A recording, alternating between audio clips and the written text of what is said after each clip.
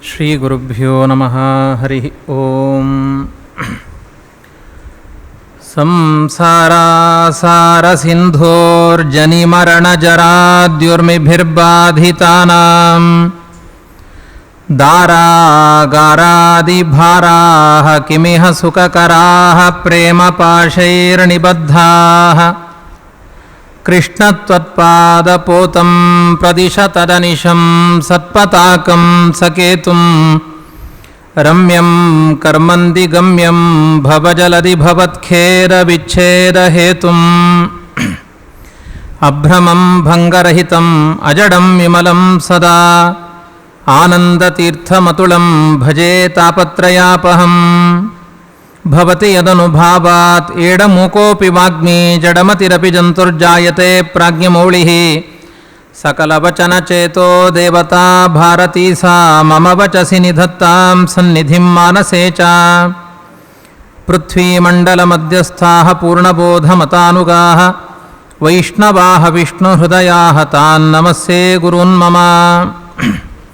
ಹನುಮಂತಮೇಮಿ ಕೃತಸಿಂಧುಬಂಧನಂ ಸ್ಮರತಾಂ ಧನಂ ವರಸಮೀರನಂದನಂ ಅರವಿಂದನಾಭಪದಕಂಜವಂದನಂ ಧೃತಚಂದನಂ ರಚಿತರಾಕ್ಷಸಾಕ್ರಂದನಂ ಅನವದ್ಯಾತ್ಮಚಾರಿತ್ರ್ಯಂ ವಾದಿಖದ್ಯೋತಭಾಸ್ಕರಂ ವಿದ್ಯಾಮಾನ್ಯಗುರುಂ ವಂದೇ ವಿದ್ಯಾವಿದ್ಯೋತಭಾಸ್ವರಂ. ಶ್ರೀ ಗುರುಭ್ಯೋ ನಮಃ. ಪರಮಪೂಜ್ಯ ಶ್ರೀಪಾದಂಗಳವರ ಅಡಿದಾಬರೆಗಳಲ್ಲಿ ಸಾಷ್ಟಾಂಗ ನಮಿಸಿ, ನಮ್ಮ ಗುರುಗಳಾದ ಅಧ್ಯಕ್ಷರಿಗೂ ಕೂಡ ವಂದಿಸಿ, ಸಾಕಷ್ಟು ಪದ್ಮಪುರಾಣದ ವಿಚಾರಗಳನ್ನು ಕೇಳಿ ದಣಿದು ಮತ್ತೆ ಚೇತರಿಸಿಕೊಳ್ತಾ ಇರುವ ನಿಮಗೂ ಕೂಡ ಅಭಿನಂದಿಸ್ತಾ, ಪದ್ಮಪುರಾಣದ ನನ್ನ ಪಾಲಿಗೆ ಸಿಕ್ಕ 9 ಮತ್ತು 10ನೇ ಅಧ್ಯಾಯ ಅಂತ ನಿರೂಪಕರು ಚೆನ್ನಾಗಿ ಹೇಳಿಬಿಟ್ರು. ಆಶೋಚ ನಿರ್ಣಯ ಅಂತ ಹೇಳಿದರೆ ನಾನು ಬೇರೆ ಉತ್ತರ ಹೇಳ್ತಿದ್ದೆ. ಅದಕ್ಕೋಸ್ಕರ 10ನೇ ಅಧ್ಯಾಯಗಳ ಸಂಖ್ಯೆಯನ್ನು ಹೇಳಿದ್ದಾರೆ. ಅದು ಎಲ್ಲ ಪಾಂಪ್ಲೇಟಲ್ಲಿ ಆಶೋಚ ನಿರ್ಣಯ ಅಂತ. ನನ್ನ ದುರ್ದೈವ ಒಂದೇ ಶ್ಲೋಕ ಇದೆ. ಅದು ಹೋದ ಬಾರಿಯೂ ಹಾಗೆ ಆಗಿತ್ತು. ನನಗೊಂದು ಕಥೆ ಕೊಟ್ಟಿದ್ರು, ಅದರಲ್ಲಿ 3 ಶ್ಲೋಕ ಇತ್ತು. ಈ ಬಾರಿ ಆಶೋಚ ನಿರ್ಣಯ ಅಂತ ಅದರಲ್ಲಿ ಮೊದಲ ಆರಂಭ ಆಗಿದೆ, ಅದರಲ್ಲಿ ಒಂದೇ ಶ್ಲೋಕ ಇದೆ. ಹಾಗೆ ಹೇಳಿದರೆ ಪ್ರವಚನ ಮಾಡಲಿಕ್ಕೆ ಕಷ್ಟ ಆಗ್ತಾ ಇತ್ತು. ಅಧ್ಯಾಯ ಸಂಖ್ಯೆ ಹೇಳಿದ್ರಿಂದ ನಾನು ಹೆಚ್ಚೊತ್ತು ಪ್ರವಚನ ಮಾಡಲಿಕ್ಕೆ ಅನುಕೂಲ ಆಗಿದೆ. ವಿಶೇಷವಾಗಿ ಶ್ರಾದ್ದದ ಬಗ್ಗೆ ಇಲ್ಲಿಯ ತನಕ ನೀವು ಅನೇಕ ವಿಚಾರಗಳನ್ನು ಕೇಳಿದ್ದೀರಿ.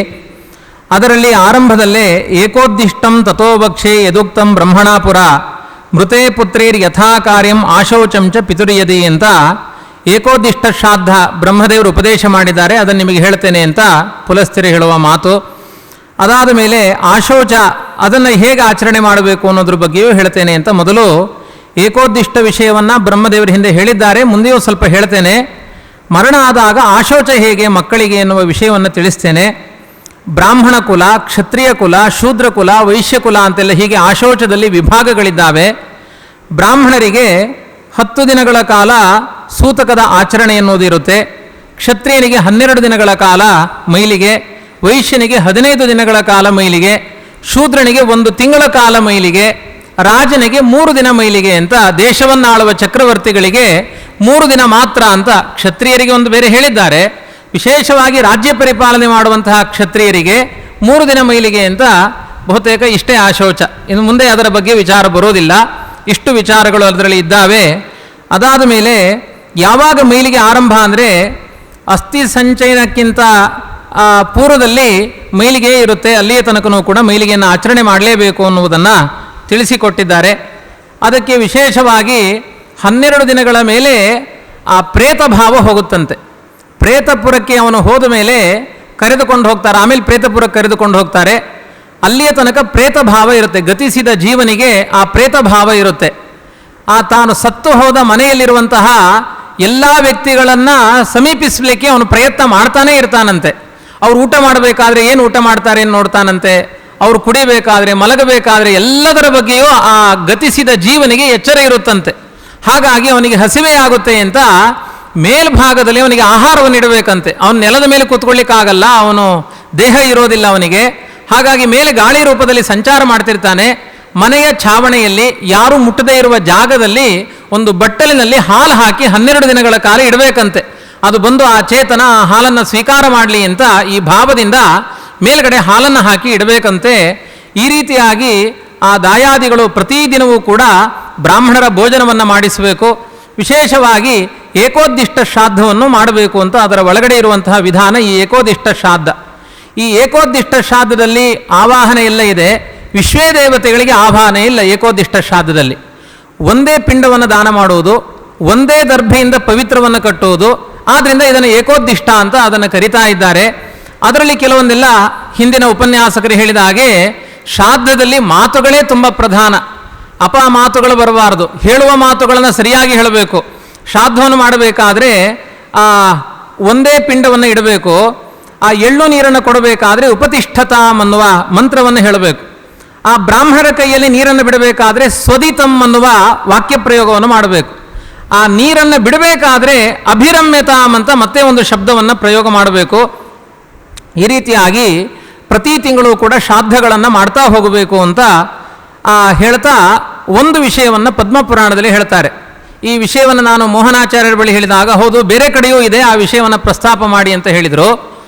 ಆ 12ನೇ ದಿನದಲ್ಲಿ ಬ್ರಾಹ್ಮಣಾರಾಧನೆಯನ್ನು ಮಾಡಬೇಕು. ಹೇಗೆ ಮಾಡಬೇಕು ಅಂದರೆ, ಒಂದು ಹಾಸಿಗೆಯನ್ನು ತಂದು ಹಾಸಿಗೆಯ ಮೇಲೆ ಇಬ್ಬರು ದಂಪತಿಗಳನ್ನು ಕೂಡಿಸಿ ಸತ್ತ ವ್ಯಕ್ತಿಯ ಬಂಗಾರದ ಪ್ರತಿಮೆಯನ್ನು, ಯಾರು ಬರ್ಕೊಳ್ಳಿಕ್ಕೆ ಹೋಗಬೇಡಿ, ಇದು ಪೂರ್ವಪಕ್ಷ, ಸತ್ತ ವ್ಯಕ್ತಿಯ ಒಂದು ಬಂಗಾರದ ಪ್ರತಿಮೆಯನ್ನು ಮಾಡಿಸಿ ಆ ಬಂಗಾರದ ಪ್ರತಿಮೆ ಸಹಿತ ಹಾಸಿಗೆಯನ್ನು ಆಮೇಲೆ ಸುತ್ತಿ ದಾನ ಮಾಡಬೇಕು. ಆ ಬಂಗಾರ ಪ್ರತಿಮೆ ಎಲ್ಲಿದೆ ಅಂತ ಗೊತ್ತಾಗಿರಬಾರ್ದು ಅವರಿಗೆ. ಆ ಹಾಸಿಗೆ ಮೇಲೆ ಕೂಡಿಸಿರಬೇಕು. ಆ ಸತ್ತ ವ್ಯಕ್ತಿಯ ಪ್ರತಿಮೆಯನ್ನು ರಚನೆ ಮಾಡಿರಬೇಕು. ಹಾಸಿಗೆ ಮೇಲೆ ಕೂತಿರುವಂತಹ ದಂಪತಿಗಳಿಗೆ ಸತ್ತ ವ್ಯಕ್ತಿಯ ಹಣೆ ಭಾಗದ ಮೂಳೆಯನ್ನು ತೆಗೆದು ಅದನ್ನು ಚೆನ್ನಾಗಿ ಪುಡಿ ಮಾಡಿ ಹಾಲಿನಲ್ಲಿ ಬೆರೆಸಿ ಆ ದಂಪತಿಗಳಿಗೆ ಕುಡಿಸಬೇಕು ಅಂತ ಒಂದು ನಿಯಮ.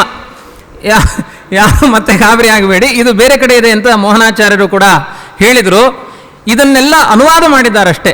ಅನುವಾದ ಮಾಡಿ ಹೇಳ್ತಾರೆ, ಇದು ಹಿಮವತ್ ಪರ್ವತದ ತಪ್ಪಲಿನಲ್ಲಿ ಕೆಲವು ಬ್ರಾಹ್ಮಣರು ಅನುಷ್ಠಾನ ಮಾಡ್ತಾರೆ, ಆದರೆ ಈ ಪ್ರಾಂತ್ಯದಲ್ಲಿ ಎಲ್ಲಿಯೂ ಅನುಷ್ಠಾನ ಮಾಡುವ ಪದ್ಧತಿ ಇಲ್ಲ, ಇದು ವರ್ಜ್ಯ, ಈ ರೀತಿ ಮಾಡಬೇಡಿ ಅಂತಲೇ ಹೇಳಿದ್ದಾರೆ. ಆ ರೀತಿಯಾದ ಪ್ರತಿಮೆಯನ್ನು ರಚನೆ ಮಾಡೋದಾಗಲಿ, ಹಣೆಯ ಮೂಳೆಯನ್ನು ಪುಡಿ ಮಾಡಿ ಬ್ರಾಹ್ಮಣರಿಗೆ ಕುಡಿಸುವುದು ಅಂದರೆ ಎಂಥ ಅಪಚಾರ ಇದು. ಇನ್ನು ಯಾರು ಶ್ರಾದ್ದ ಭೋಜನಕ್ಕೆ ಮೊದಲು ಹೋಗಲ್ಲ, ಇಂಥದ್ದೆಲ್ಲ ಇದೆ ಅಂದರೆ ಸುತರಾಮ್ ಹೋಗಲ್ಲ. ಆಮೇಲೆ ಖಂಡಿತ ಈ ಸಂಪ್ರದಾಯವನ್ನು ಅನುಷ್ಠಾನ ಮಾಡಬೇಡಿ ಅಂತ, ಇದು ಮಾಡುವುದು ಒಳ್ಳೆಯದಲ್ಲ ಅಂತ ಪುಲಸ್ತ್ಯರು ಅಲ್ಲೇ ನಿಷೇಧವನ್ನು ಮಾಡಿದ್ದಾರೆ. ಅಲ್ಲ, ಹಿಮವತ್ ಪರ್ವತದ ಪ್ರಾಂತ್ಯದಲ್ಲಿ ಆಚರಣೆ ಮಾಡ್ತಾರೆ ಅಂತ, ಅದು ಪ್ರಾಂತೀಯ ವಿಷಯ, ದೇಶೀಯ ಪ್ರಾಂತ್ಯದಲ್ಲಿ ಅಂತಹ ಆಚರಣೆಗಳಿದೆ, ಇದು ನಮಗೆ ವಿಹಿತವಾದದ್ದಲ್ಲ ಅಂತ ಹೇಳಿದ್ದಾರೆ.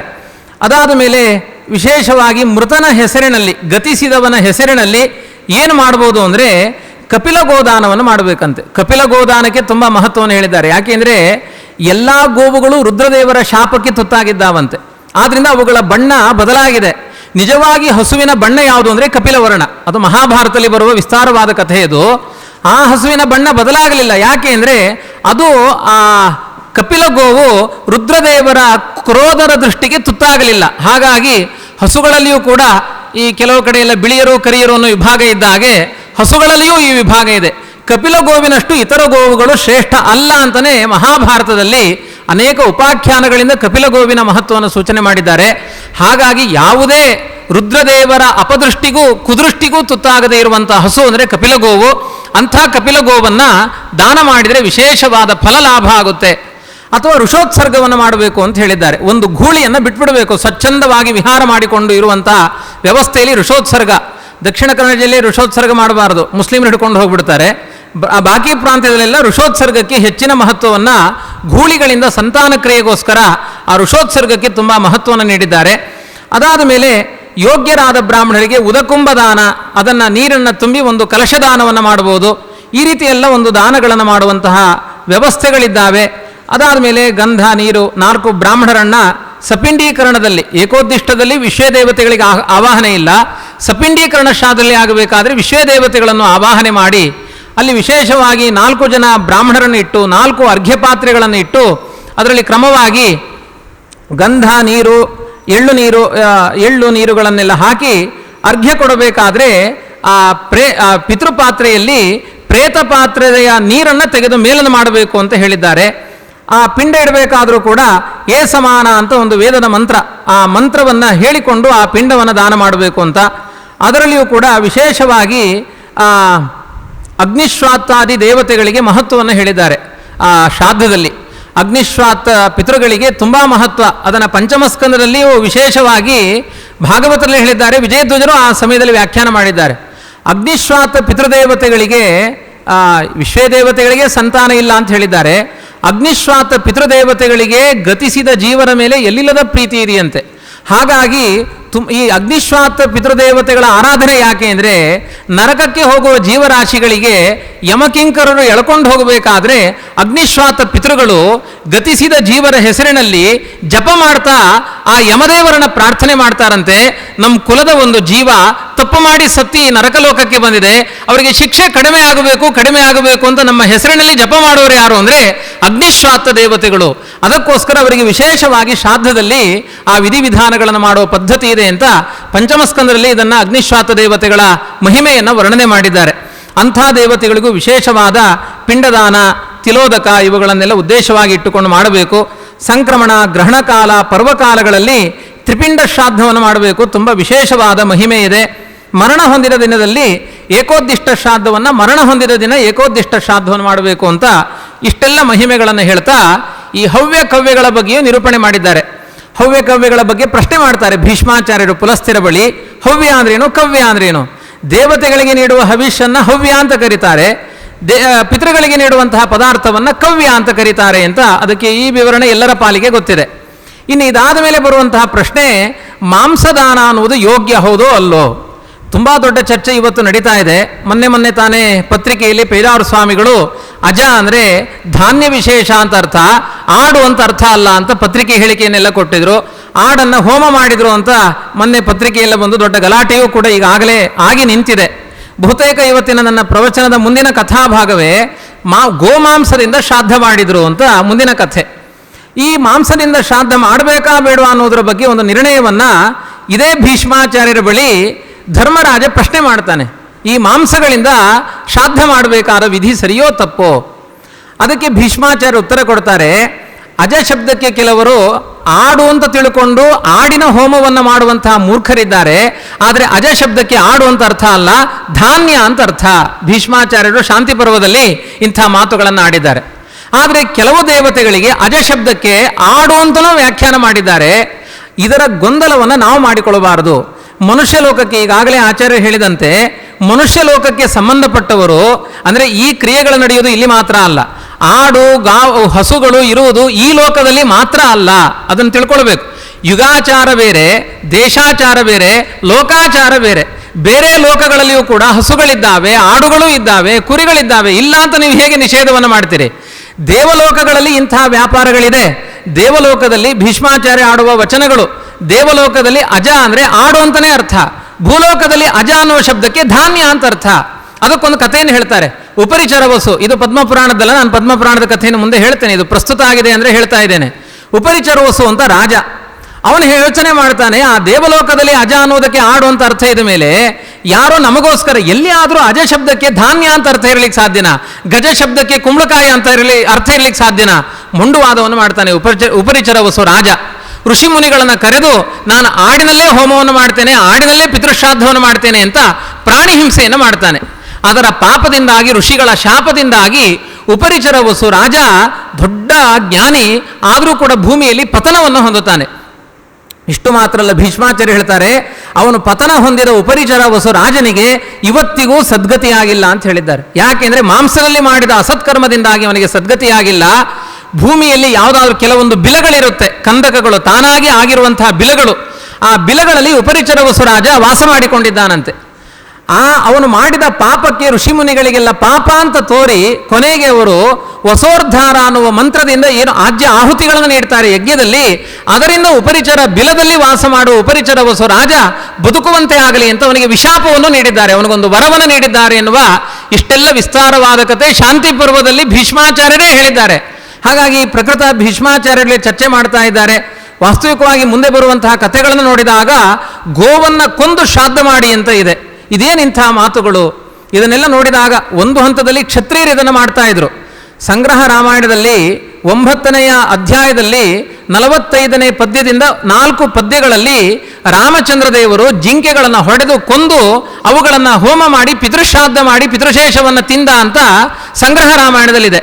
ಅದಕ್ಕೆ ವಿಶ್ವಪತಿ ತೀರ್ಥರು, ರಘುಭೂಷಣ ತೀರ್ಥರು ಕೂಡ ವ್ಯಾಖ್ಯಾನ ಮಾಡಿ ಹೌದು ರಾಮ ಹೀಗೆ ಮಾಡಿದ್ದ ಅನ್ನೋದನ್ನು ದಾಖಲಿಸಿದ್ದಾರೆ ಸಂಗ್ರಹ ರಾಮಾಯಣದಲ್ಲಿ. ಕ್ಷತ್ರಿಯರಿಗೆ ವಿಹಿತವಾಗಿತ್ತು ಅನ್ನೋದನ್ನು ಒಪ್ಪಿಕೊಳ್ಳಬಹುದೇ ವಿನಃ ಆ ಬ್ರಾಹ್ಮಣರಾದವರು ಇಂತಹ ವಿಧಿಗಳನ್ನು ಮಾಡಿದ್ದಾರೆ ಎನ್ನಲಿಕ್ಕೆ ನಮಗೆಲ್ಲೂ ಕೂಡ ದಾಖಲೆಗಳಿಲ್ಲ. ನಾನು ಈ ಪ್ರವಚನ ಮಾಡಲಿಕ್ಕೆ ಇವತ್ತು ಪುಸ್ತಕ ಅಧ್ಯಕ್ಷರ ಪುಸ್ತಕವನ್ನೇ ಇಟ್ಟುಕೊಂಡಿದ್ದೇನೆ. ನಾನಲ್ಲಿ ಒಂದು ಪುಸ್ತಕ ಓದ್ಕೊಂಡು ಬಂದಿದ್ದೇನೆ, ಇಲ್ಲಿ ಪುಸ್ತಕ ಸಿಗುತ್ತೆ ಅಂತ ಬಂದೇ ಸಿಗಲಿಲ್ಲ, ಕೊನೆಗೆ ಅಧ್ಯಕ್ಷರ ಪುಸ್ತಕವನ್ನೇ ತೊಗೊಂಡಿದ್ದೇನೆ. ಅವರಲ್ಲಿ ಇರುವ ಏಕಾಗ್ರತೆ ಅದನ್ನು ನೋಡಿ ನನಗೆ ಆಶ್ಚರ್ಯ ಆಯಿತು.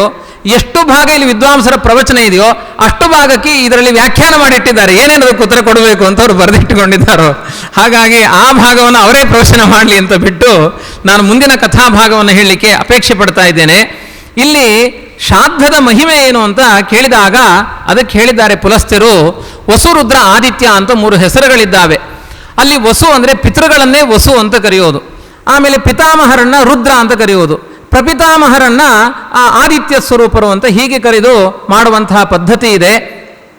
ಇದರಲ್ಲಿ ನಾವು ಮಾಡಿದ ಶ್ರಾದ್ದ ಅವರಿಗೆಲ್ಲ ತಲುಪುತ್ತಾ ಅಂತ ಮುಂದಿನ ಪ್ರಶ್ನೆ ಇದೆ. ಅದಕ್ಕೆ ಪುಲಸ್ತ್ಯರು ಉತ್ತರ ಕೊಡ್ತಾರೆ, ನಾಮ ಗೋತ್ರ ಎರಡನ್ನ ಸರಿಯಾಗಿ ಉಚ್ಚಾರಣೆ ಮಾಡಬೇಕಂತೆ. ನಾಮ ಗೋತ್ರಗಳು ಗೊತ್ತಿಲ್ಲ ಅಂದರೆ ಏನು ಮಾಡಬೇಕು, ಅದಕ್ಕೂ ಪರಿಹಾರ ಹೇಳಿದ್ದಾರೆ. ಬ್ರಾಹ್ಮಣರನ್ನು ಊಟಕ್ಕೆ ಕೂಡಿಸಿ ಅವರು ಊಟ ಮಾಡೋಕ್ಕಿಂತ ಮೊದಲು ಅವರ ಎಲೆಯ ಮುಂದೆ ಒಂದಷ್ಟು ಅನ್ನದ ಅಗಳನ್ನು ಎರಚಬೇಕಂತೆ, ಅನ್ನವನ್ನು ಚೆಲ್ಲಬೇಕಂತೆ ಬ್ರಾಹ್ಮಣರ ಎಲೆಯ ಮುಂದೆ.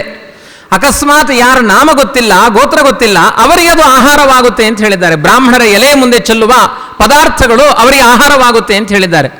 ನಾಮಗೋತ್ರಗಳನ್ನು ಸರಿಯಾಗಿ ಉಚ್ಚಾರಣೆ ಮಾಡಿದರೆ ಅವರು ಯಾವ ರೂಪದಲ್ಲೇ ಇರಲಿ, ದೇವತೆಗಳಾದರೆ ಅವರಿಗೆ ಭವಿಷ್ಯ ರೂಪದಲ್ಲಿ ಹೋಗಿ ಆ ಪದಾರ್ಥ ತಲುಪುತ್ತೆ, ಮನುಷ್ಯರಾಗಿ ಹುಟ್ಟಿದರೆ ಅನ್ನ ರೂಪದಲ್ಲಿ ತಲುಪುತ್ತೆ, ಅವರು ದೈತ್ಯರಾಗಿ ಹುಟ್ಟಿದರೆ ಮಾಂಸ ರೂಪದಲ್ಲಿ ಹೋಗಿ ತಲುಪುತ್ತಂತೆ, ಅವರು ಸ್ತ್ರೀಯರಾಗಿದ್ದರೆ ಅವರಿಗೆ ರತಿಸುಖ ಜಾಸ್ತಿ ಆಗುತ್ತೆ ಅಂತ ಒಂದೊಂದಕ್ಕೂ ಒಂದೊಂದು ಮದ್ಯ, ಮಾಂಸ ಎಲ್ಲ ರೀತಿಯಲ್ಲೂ ನೀವು ಕೊಟ್ಟಿರುವಂತಹ ಪದಾರ್ಥಗಳು ಬದಲಾವಣೆಯನ್ನು ಹೊಂದಿ, ಕರೆನ್ಸಿ ಹೇಗೆ ಇಂಡಿಯಾ ಕರೆನ್ಸಿ ಅಲ್ಲಿಗೆ ಹೋದಾಗ ಬದಲಾವಣೆ ಆಗುತ್ತೋ ಆ ಥರ ಬದಲಾವಣೆಯನ್ನು ಹೊಂದಿ ಆಯಾ ವ್ಯಕ್ತಿಗಳಿಗೆ ಆ ಪದಾರ್ಥ ತಲುಪಿಯೇ ತಲುಪುತ್ತೆ, ಅವರಿಗೆ ಆ ಸುಖ ಆಗೇ ಆಗುತ್ತೆ. ಇದಕ್ಕೊಂದು ದೃಷ್ಟಾಂತವನ್ನು ಹೇಳ್ತೇನೆ ಕೇಳುವಂಥ ಒಂದು ಕಥೆಯನ್ನು ಹೇಳಲಿಕ್ಕೆ ಆರಂಭ ಮಾಡಿದ್ದಾರೆ. ಶ್ರಾದ್ದದ ಮಹಿಮೆ ಏನು, ಶ್ರದ್ಧೆಯಿಂದ ಅದನ್ನು ಮಾಡಿದಾಗ ಏನೆಲ್ಲ ಅದರ ಫಲಲಾಭ ಇದೆ ಎನ್ನಲಿಕ್ಕೆ ಒಂದು ಕಥೆಯನ್ನು ಹೇಳ್ತೇನೆ ಕೇಳುವಂಥ. ಕೌಶಿಕನ ಮಕ್ಕಳು 5 ಜನ್ಮಗಳಿಂದ ಮುಕ್ತರಾದ ಕಥೆಯನ್ನು ಹೇಳ್ತಾ ಇದ್ದೇನೆ. ಕುರುಕ್ಷೇತ್ರದಲ್ಲಿ ಒಬ್ಬ ಧರ್ಮಾತ್ಮನಾಗಿರುವಂತಹ ಕೌಶಿಕ ಅಂತ ಋಷಿ ಇದ್ದ. ಅವನಿಗೆ 7 ಜನ ಮಕ್ಕಳು.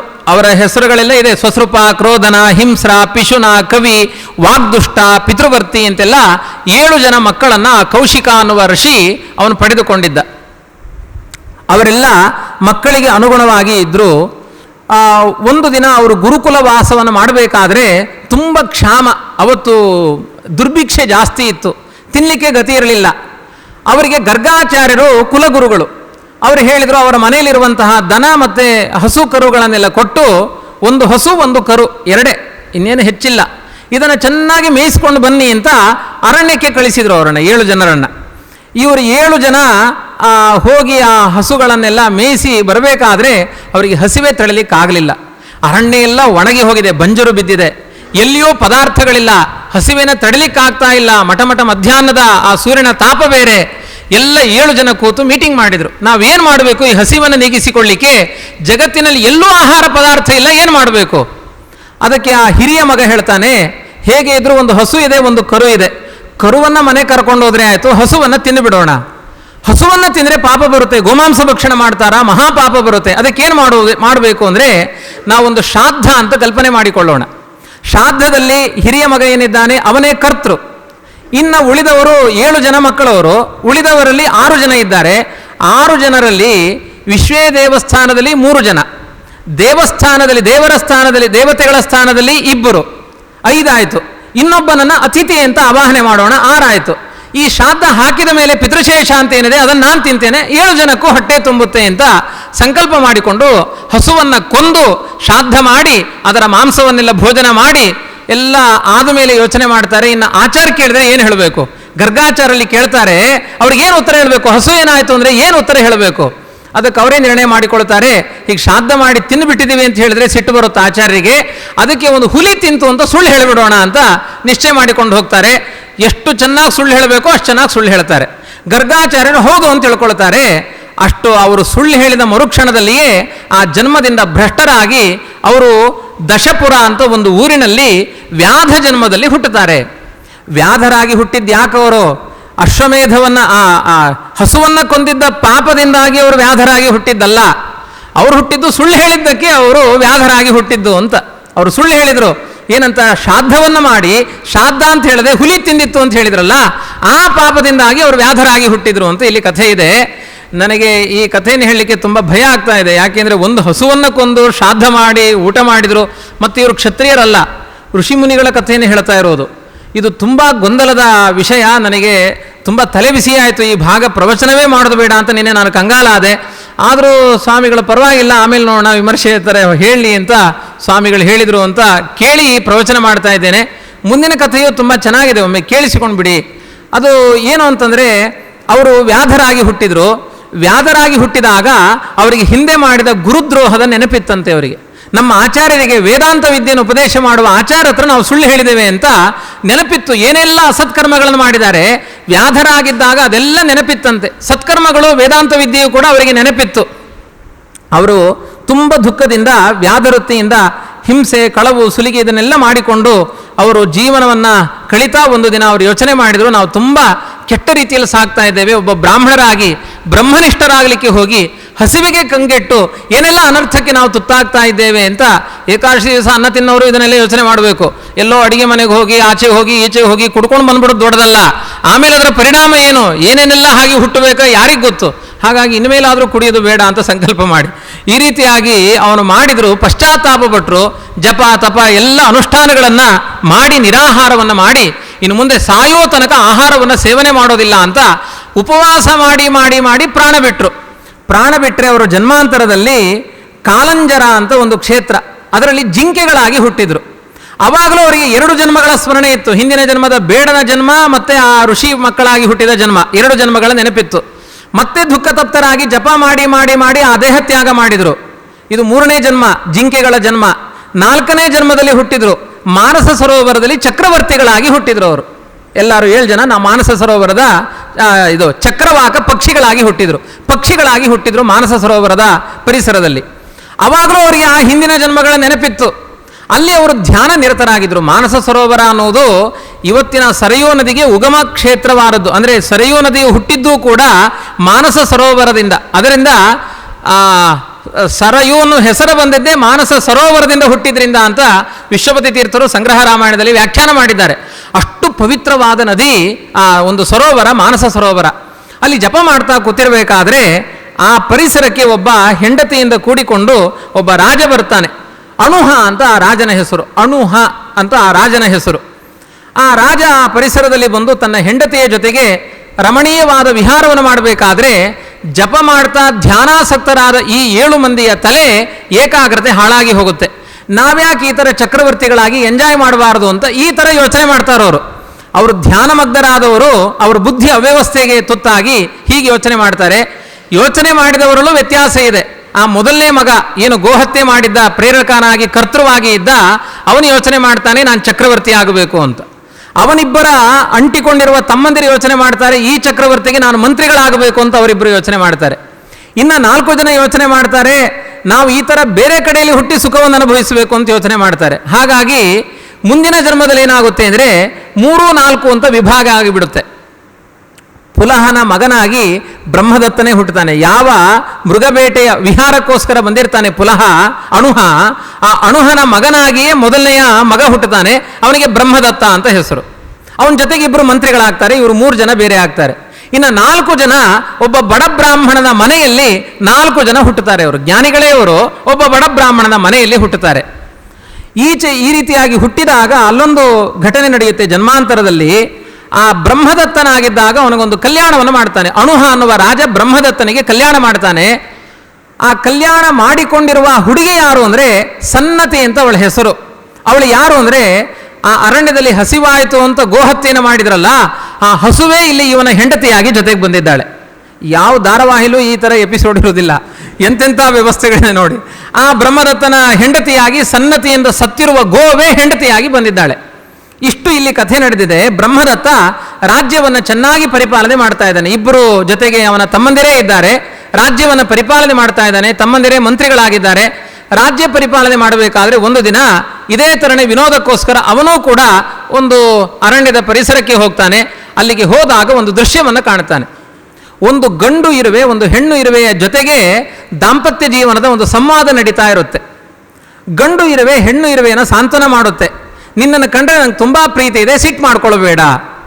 ಆ ಹೆಣ್ಣಿರುವೆ ಹೇಳುತ್ತೆ, ನಿನ್ನ ಮೇಲೆ ನನಗೆ ತುಂಬ ಸಿಟ್ಟು ಬಂದಿದೆ. ಯಾಕೆ ಅಂದರೆ ನಿನ್ನೆ ಒಂದು ದೇವಸ್ಥಾನದಲ್ಲಿ ಕಡುಬನ್ನು ಹಾಕಿದರೆ ಆ ಕಡುಬಿನ ತುಂಡುಗಳನ್ನು ನನಗೆ ಕಚ್ಚಿಕೊಂಡು ಬಂದು ತಂದು ಕೊಡಲಿಲ್ಲ, ನನ್ನ ಯಾವುದೋ ಒಂದು ಹುಡುಗಿಗೆ ತೊಗೊಂಡು ಹೋಗಿ ಕೊಟ್ಟಿದೆ, ಇನ್ನೊಂದು ಹೆಣ್ಣಿನಲ್ಲಿರುವ ಪ್ರೀತಿ ನನ್ನ ಮೇಲೆ ನಿನಗಿಲ್ಲ ಅಂತ ಆ ಹೆಣ್ಣು ಇರುವೆ ಸಿಟ್ಟು ಮಾಡ್ಕೊಂಡಿದೆ ಆ ಗಂಡಿರುವೆ ಮೇಲೆ. ಈ ಎಲ್ಲ ದೃಶ್ಯಗಳು ಕೂಡ ಬ್ರಹ್ಮದತ್ತನಿಗೆ ಅರ್ಥ ಆಗ್ತಾ ಇದೆ. ಅವನಿಗೆ ಪ್ರಾಣಿ ಕೀಟಗಳ ಮಾತುಗಳಾಡುವ ಸಂವಾದದ ಕಥೆ ಬ್ರಹ್ಮದತ್ತನಿಗೆ ಗೊತ್ತಿದೆ. ಅವನ ಹೆಂಡತಿಗೆ ಸನ್ನತಿಗೆ ಗೊತ್ತಿದೆ ಎರಡು, ಅದು ಮುಂದೆ ಕಥೆಯನ್ನು ಹೇಳ್ತಾರೆ. ಅವಳ ಹೆಂಡತಿಗೆ ಗೊತ್ತಿಲ್ಲ. ಇನ್ನೂ ಮುಂದೆ ಆ ಸಂವಾದವನ್ನು ಮುಂದುವರಿಸ್ತಾರೆ. ಗಂಡಿರುವೆ ಹೇಳುತ್ತೆ, ನನಗೆ ಗೊತ್ತಾಗಲಿಲ್ಲ, ಏನೋ ತಪ್ಪು ಮಾಡಿದ್ದೇನೆ, ನನ್ನ ಮೇಲೆ ನಿನಗೆ ಎಂಥ ಪಾತಿವ್ರತೆ ಇದೆ, ನಾನು ಬರೋ ತನಕ ಉಪವಾಸ ಕೂತ್ಕೊಳ್ತಿ. ಆ ಇರುವೆಗಳಲ್ಲಿ ಅಂತಹ ಪಾತಿವ್ರತೆ ಇದೆ ಅಂತ ನೋಡಿ, ಮನುಷ್ಯರಲ್ಲಿ ಇರೋದಿಲ್ಲ. ಎಲ್ಲ ಹೇಳುತ್ತೆ ಅದು, ಉಪವಾಸ ನಾನು ಬರೋ ತನಕ ಉಪವಾಸ ಕೂತ್ಕೊಳ್ತಿ, ನಾನು ನಿದ್ರೆ ಮಾಡಿದೆ, ನೀನು ನಿದ್ರೆ ಮಾಡಲ್ಲ, ಗಂಡ ಹೇಳೋಕ್ಕಿಂತ ಮೊದಲು ಹೇಳ್ತಿ. ಎಲ್ಲ ಪಾತಿವ್ರತ್ಯ ಧರ್ಮಗಳು ಇರುವೆ ಏನೆಲ್ಲ ಅನುಷ್ಠಾನ ಮಾಡುತ್ತೆ ಅದನ್ನೆಲ್ಲ ಗಂಡಿರುವೆ ಹೇಳುತ್ತೆ. ಏನು ಮಾಡಿದ್ರು ಈ ಹೆಂಡತಿಗೆ ಸಮಾಧಾನ ಆಗಲ್ಲ. ಏನೇ ಆಗಲಿ ನಿನ್ನೆ ನನಗೆ ಆ ಕಡುಬನ್ನು ಕೊಡದೆ ಆ ಹುಡುಗಿ ಯಾಕೆ ಕೊಟ್ಟು ಹೇಳು, ಒಂದೇ ಹಠ.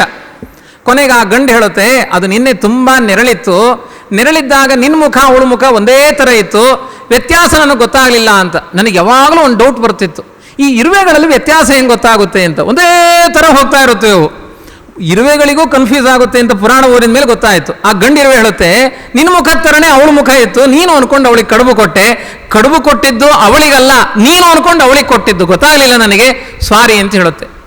ಏನು ಹೇಳಿದ್ರು ಅದು ಕೇಳಲಿಲ್ಲ.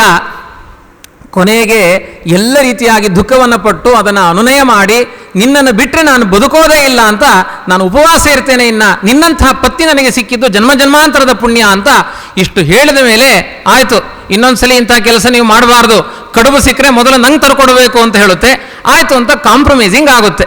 ಅದನ್ನು ನೋಡಿ ಬ್ರಹ್ಮದತ್ತನಿಗೆ ಭಾರಿ ಖುಷಿ ಆಗುತ್ತೆ. ಅಬ್ಬಾ, ಅಂತೂ ಕ್ಲೈಮ್ಯಾಕ್ಸ್ ಚೆನ್ನಾಗಾಯಿತು, ಅವರಿಬ್ಬರ ದಾಂಪತ್ಯ ಒಡೆದು ಹೋಗಲಿಲ್ಲ ಅಂತ ಸಂತೋಷಪಟ್ಟು ಅಬ್ಬಬ್ಬಾ ಅಂತ ಚಪ್ಪಾಳೆ ತಟ್ಟಿ ಮಂದಹಾಸ ಬೀರಿದ. ಸನ್ನತಿ ಕೇಳ್ತಾಳೆ, ಯಾಕೆ ನಕ್ಕದ್ದು ಅಂತ ಕೇಳ್ತಾಳೆ. ಯಾಕೆ ನಕ್ರಿ ಹೇಳಿ. ಅವನು ಹೇಳ್ತಾನೆ, ಇಲ್ಲ, ಎರಡು ಇರುವೆಗಳ ಸಂವಾದ ಗೊತ್ತಾಯಿತು, ಅದಕ್ಕೆ ನಗ್ತಾ ಇದ್ದೆ. ಇಲ್ಲ, ನೀವು ಮೋಸ ಮಾಡ್ತಾ ಇದ್ದೀರಿ, ಸುಳ್ಳು ಹೇಳ್ತೀರಿ ನೀವು. ಎಲ್ಲ ಗಂಡಂದರೂ ಹೀಗೆ ಸುಳ್ಳು ಹೇಳೋದು, ಮಹಾ ಹಠ. ನಾನು ಯಾವಾಗಲೂ ಹೇಳ್ತಿರ್ತೀನಿ, ಹೆಣ್ಮಕ್ಕಳಿಗೆ ಹಠ ಬರಬಾರದು, ಗಂಡಸರಿಗೆ ಚಟ ಬರಬಾರದು ಅಂತ. ಸಂಸಾರ ಹಾಳಾಗಿ ಹೋಗುತ್ತೆ. ಕೆಟ್ಟ ಹಠಮಾರಿ ಹೆಣ್ಣ ಅಲ್ಲೋ ಸನ್ನತಿ, ಬಿಡ್ಲೇ ಇಲ್ಲ. ಒಂದು ವಾರ ಆಯ್ತಂತೆ ಅವಳ ಹಠ, ಹಗಲು ರಾತ್ರಿ ನಿದ್ದೆ ಬಿಟ್ಲಂತೆ. ಕಾಡಿನಲ್ಲಿ ಯಾಕೆ ನಕ್ರಿ ಹೇಳಿ, ನನ್ನ ನೀವು ಗೇಲಿ ಮಾಡ್ತಾ ಇದ್ರಿ, ನನ್ನ ಬಗ್ಗೆ ನಿನಗೆ ಪ್ರೀತಿ ಇಲ್ಲ. ಈ ಹೆಣ್ಮಕ್ಳಿಗೆ ಹೀಗೆಲ್ಲ ಹಠ ಬಂದರೆ ಏನು ಮಾಡಬೇಕು? ಒಂದು ವಾರ ಆದಮೇಲೆ ಅವನು ಯೋಚನೆ ಮಾಡಿದಂತೆ ಬ್ರಹ್ಮದತ್ತ, ಇನ್ನು ದೇವರೇ ನನಗೆ ಮಾರ್ಗದರ್ಶನ ಮಾಡಬೇಕು ಅಂತ ಬೆಳಗ್ಗೆಯಿಂದ ರಾತ್ರಿ ತನಕ ಜಪ ಮಾಡಿದ. ರಾತ್ರಿ ನಿದ್ದೆ ಮಾಡಿದ, ಕನಸಿನಲ್ಲಿ ದೇವರನ್ನೇ ಶರಣಾಗತನಾದ. ಒಂದು ವಾರಗಳ ಕಾಲ ಅವನು ಆಹಾರಗಳನ್ನು ಸ್ವೀಕಾರ ಮಾಡಿಲ್ಲ. ತಪಸ್ಸು ಮಾಡಿ ದೇವರಲ್ಲಿ ಮೊರೆ ಹೊಕ್ಕನಂತೆ. ದೇವರೇ, ತುಂಬ ಕಷ್ಟ ಬಂದಾಗ ಏನು ಮಾಡಬೇಕು? ಆರ್ತ ವಿಷಣ್ಣ ಶಿಥಿಲಾಚ ಭೀತಾಹ ಸಂಕೀರ್ತೆ ನಾರಾಯಣ ಶಬ್ದ ಮಾತ್ರಂ ಅಂತ ನಾರಾಯಣನನ್ನು ಧ್ಯಾನ ಮಾಡ್ತಾ ಕೂತ. ರಾತ್ರಿ ಕನಸಿನಲ್ಲಿ ಬ್ರಹ್ಮದೇವರು ಬಂದ್ರಂತೆ. ನೀನೇನು ಹೆದರಬೇಡ, ನಿನಗೆ ಒಂದು ನಾಳೆ ದಿನ ಈ ಕಷ್ಟ ಪರಿಹಾರ ಆಗುವ ದಿನ ಬಂದಿದೆ. ನಿನ್ನ ಹೆಂಡತಿ ನಿನ್ನನ್ನು ಗೋಳು ಹೇಳ್ಕೊಳ್ತಾ ಇದ್ದಾಳೆ, ನಾಳೆ ಈ ಕಷ್ಟ ಪರಿಹಾರ ಆಗುತ್ತೆ. ಹೆಂಗೆ ಪರಿಹಾರ ಆಗುತ್ತೆ ಅಂದರೆ, ನಾಳೆ ನಿನ್ನ ಮನೆಯ ಮುಂಭಾಗದಲ್ಲಿ ಒಬ್ಬ ಬ್ರಾಹ್ಮಣ ಬಂದು ಒಂದು ಶ್ಲೋಕ ಹೇಳ್ತಾನೆ. ಆ ಶ್ಲೋಕ ಹೇಳಿದಾಗ ನಿನ್ನ ಕಷ್ಟ ಪರಿಹಾರ ಆಗುತ್ತೆ. ಏನು ಶ್ಲೋಕ ಹೇಳ್ತಾನೆ ಅಂತಂದರೆ, ಆ ಶ್ಲೋಕವನ್ನು ಹೇಳ್ತಾರೆ, ಯೇ ವಿಪ್ರಮುಖ್ಯಾ ಕುರುಜಾಂಗಲೇಶು ದಾಸಾಸ್ತದಾ ದಾಸಪುರೇ ಮೃಗಾಶ್ಚ ಕಾಲಂಜರೇ ಸಪ್ತಚ ಚಕ್ರವಾಕಾ ಯೇ ಮಾನಸೇ ತೇ ವಯಮತ್ರ ಸಿದ್ಧಾಹ ಯೇ ಮಾನಸೇ ತೇ ವಯಮತ್ರ ಸಿದ್ಧಾಹ ಅಂತ ಒಂದು ಶ್ಲೋಕವನ್ನು ಆವತ್ತು ಸ್ವಪ್ನದಲ್ಲಿ ಹೇಳೋದಿಲ್ಲ, ಒಂದು ಶ್ಲೋಕವನ್ನು ಹೇಳ್ತಾನೆ.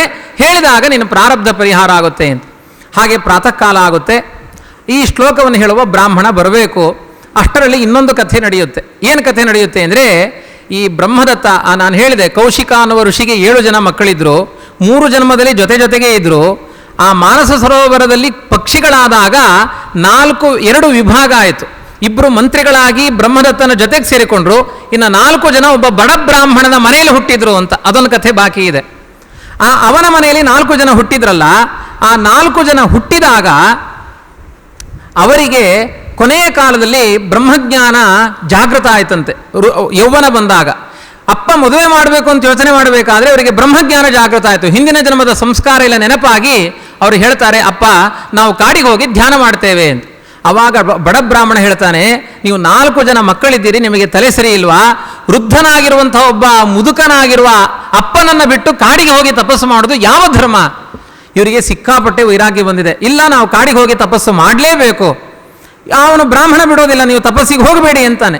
ಅವಾಗ ಈ 4 ಜನ ಹೇಳ್ತಾರೆ, ನೀನೊಂದು ಶ್ಲೋಕವನ್ನು, ಬ್ರಹ್ಮದತ್ತ ಅಂತ ಈ ದೇಶದ ರಾಜ ಇದ್ದಾನೆ, ಅವನ ಮುಂದೆ ಹೋಗಿ ಈ ಶ್ಲೋಕ ಹೇಳಿದರೆ ಅವನು ನಿನಗೆ ಎಲ್ಲ ರೀತಿಯಾದ ಸಂಪತ್ತನ್ನು ಕೊಡ್ತಾನೆ. ಆಮೇಲೆ ಸುಂದರವಾದ ಬದುಕಿನಲ್ಲಿ ನೀನು ಚಕ್ರವರ್ತಿ ಆಗ್ತಿ. ಚಕ್ರವರ್ತಿ ಆದಮೇಲೆ ನಿನ್ನನ್ನು ಕೈ ಕಾಲಿಗೆಲ್ಲ ಒಬ್ಬರು ಸೇವಕರಿರ್ತಾರೆ, ನಿನ್ನ ವೃದ್ಧಾಪ್ಯದಲ್ಲಿ ಕಷ್ಟ ಆಗೋದಿಲ್ಲ. ನಾವು ಹೇಳಿದ ಶ್ಲೋಕವನ್ನು ಹೇಳಿಕೊಡ್ಬೇಕು. ಕುರುಕ್ಷೇತ್ರೇತು ಯೇ ವಿಪ್ರಾಹ ವ್ಯಾಧ ದಶಪುರೇತು ಯೇ ಕಾಲಂಜರೆ ಮೃಗೀಭೂತಾ ಚಕ್ರವಾಕಾಸ್ತು ಮಾನಸೆ ಅಂತ ಈ ಶ್ಲೋಕವನ್ನು ಅವನ ಮುಂದೆ ನೀನು ಹೇಳಿಬಿಟ್ರೆ ಅವ ಎಲ್ಲ ರೀತಿಯಾದ ಸಂಪತ್ತನ್ನು ನಿನಗೆ ದಾನ ಮಾಡ್ತಾನೆ ಅಂತ.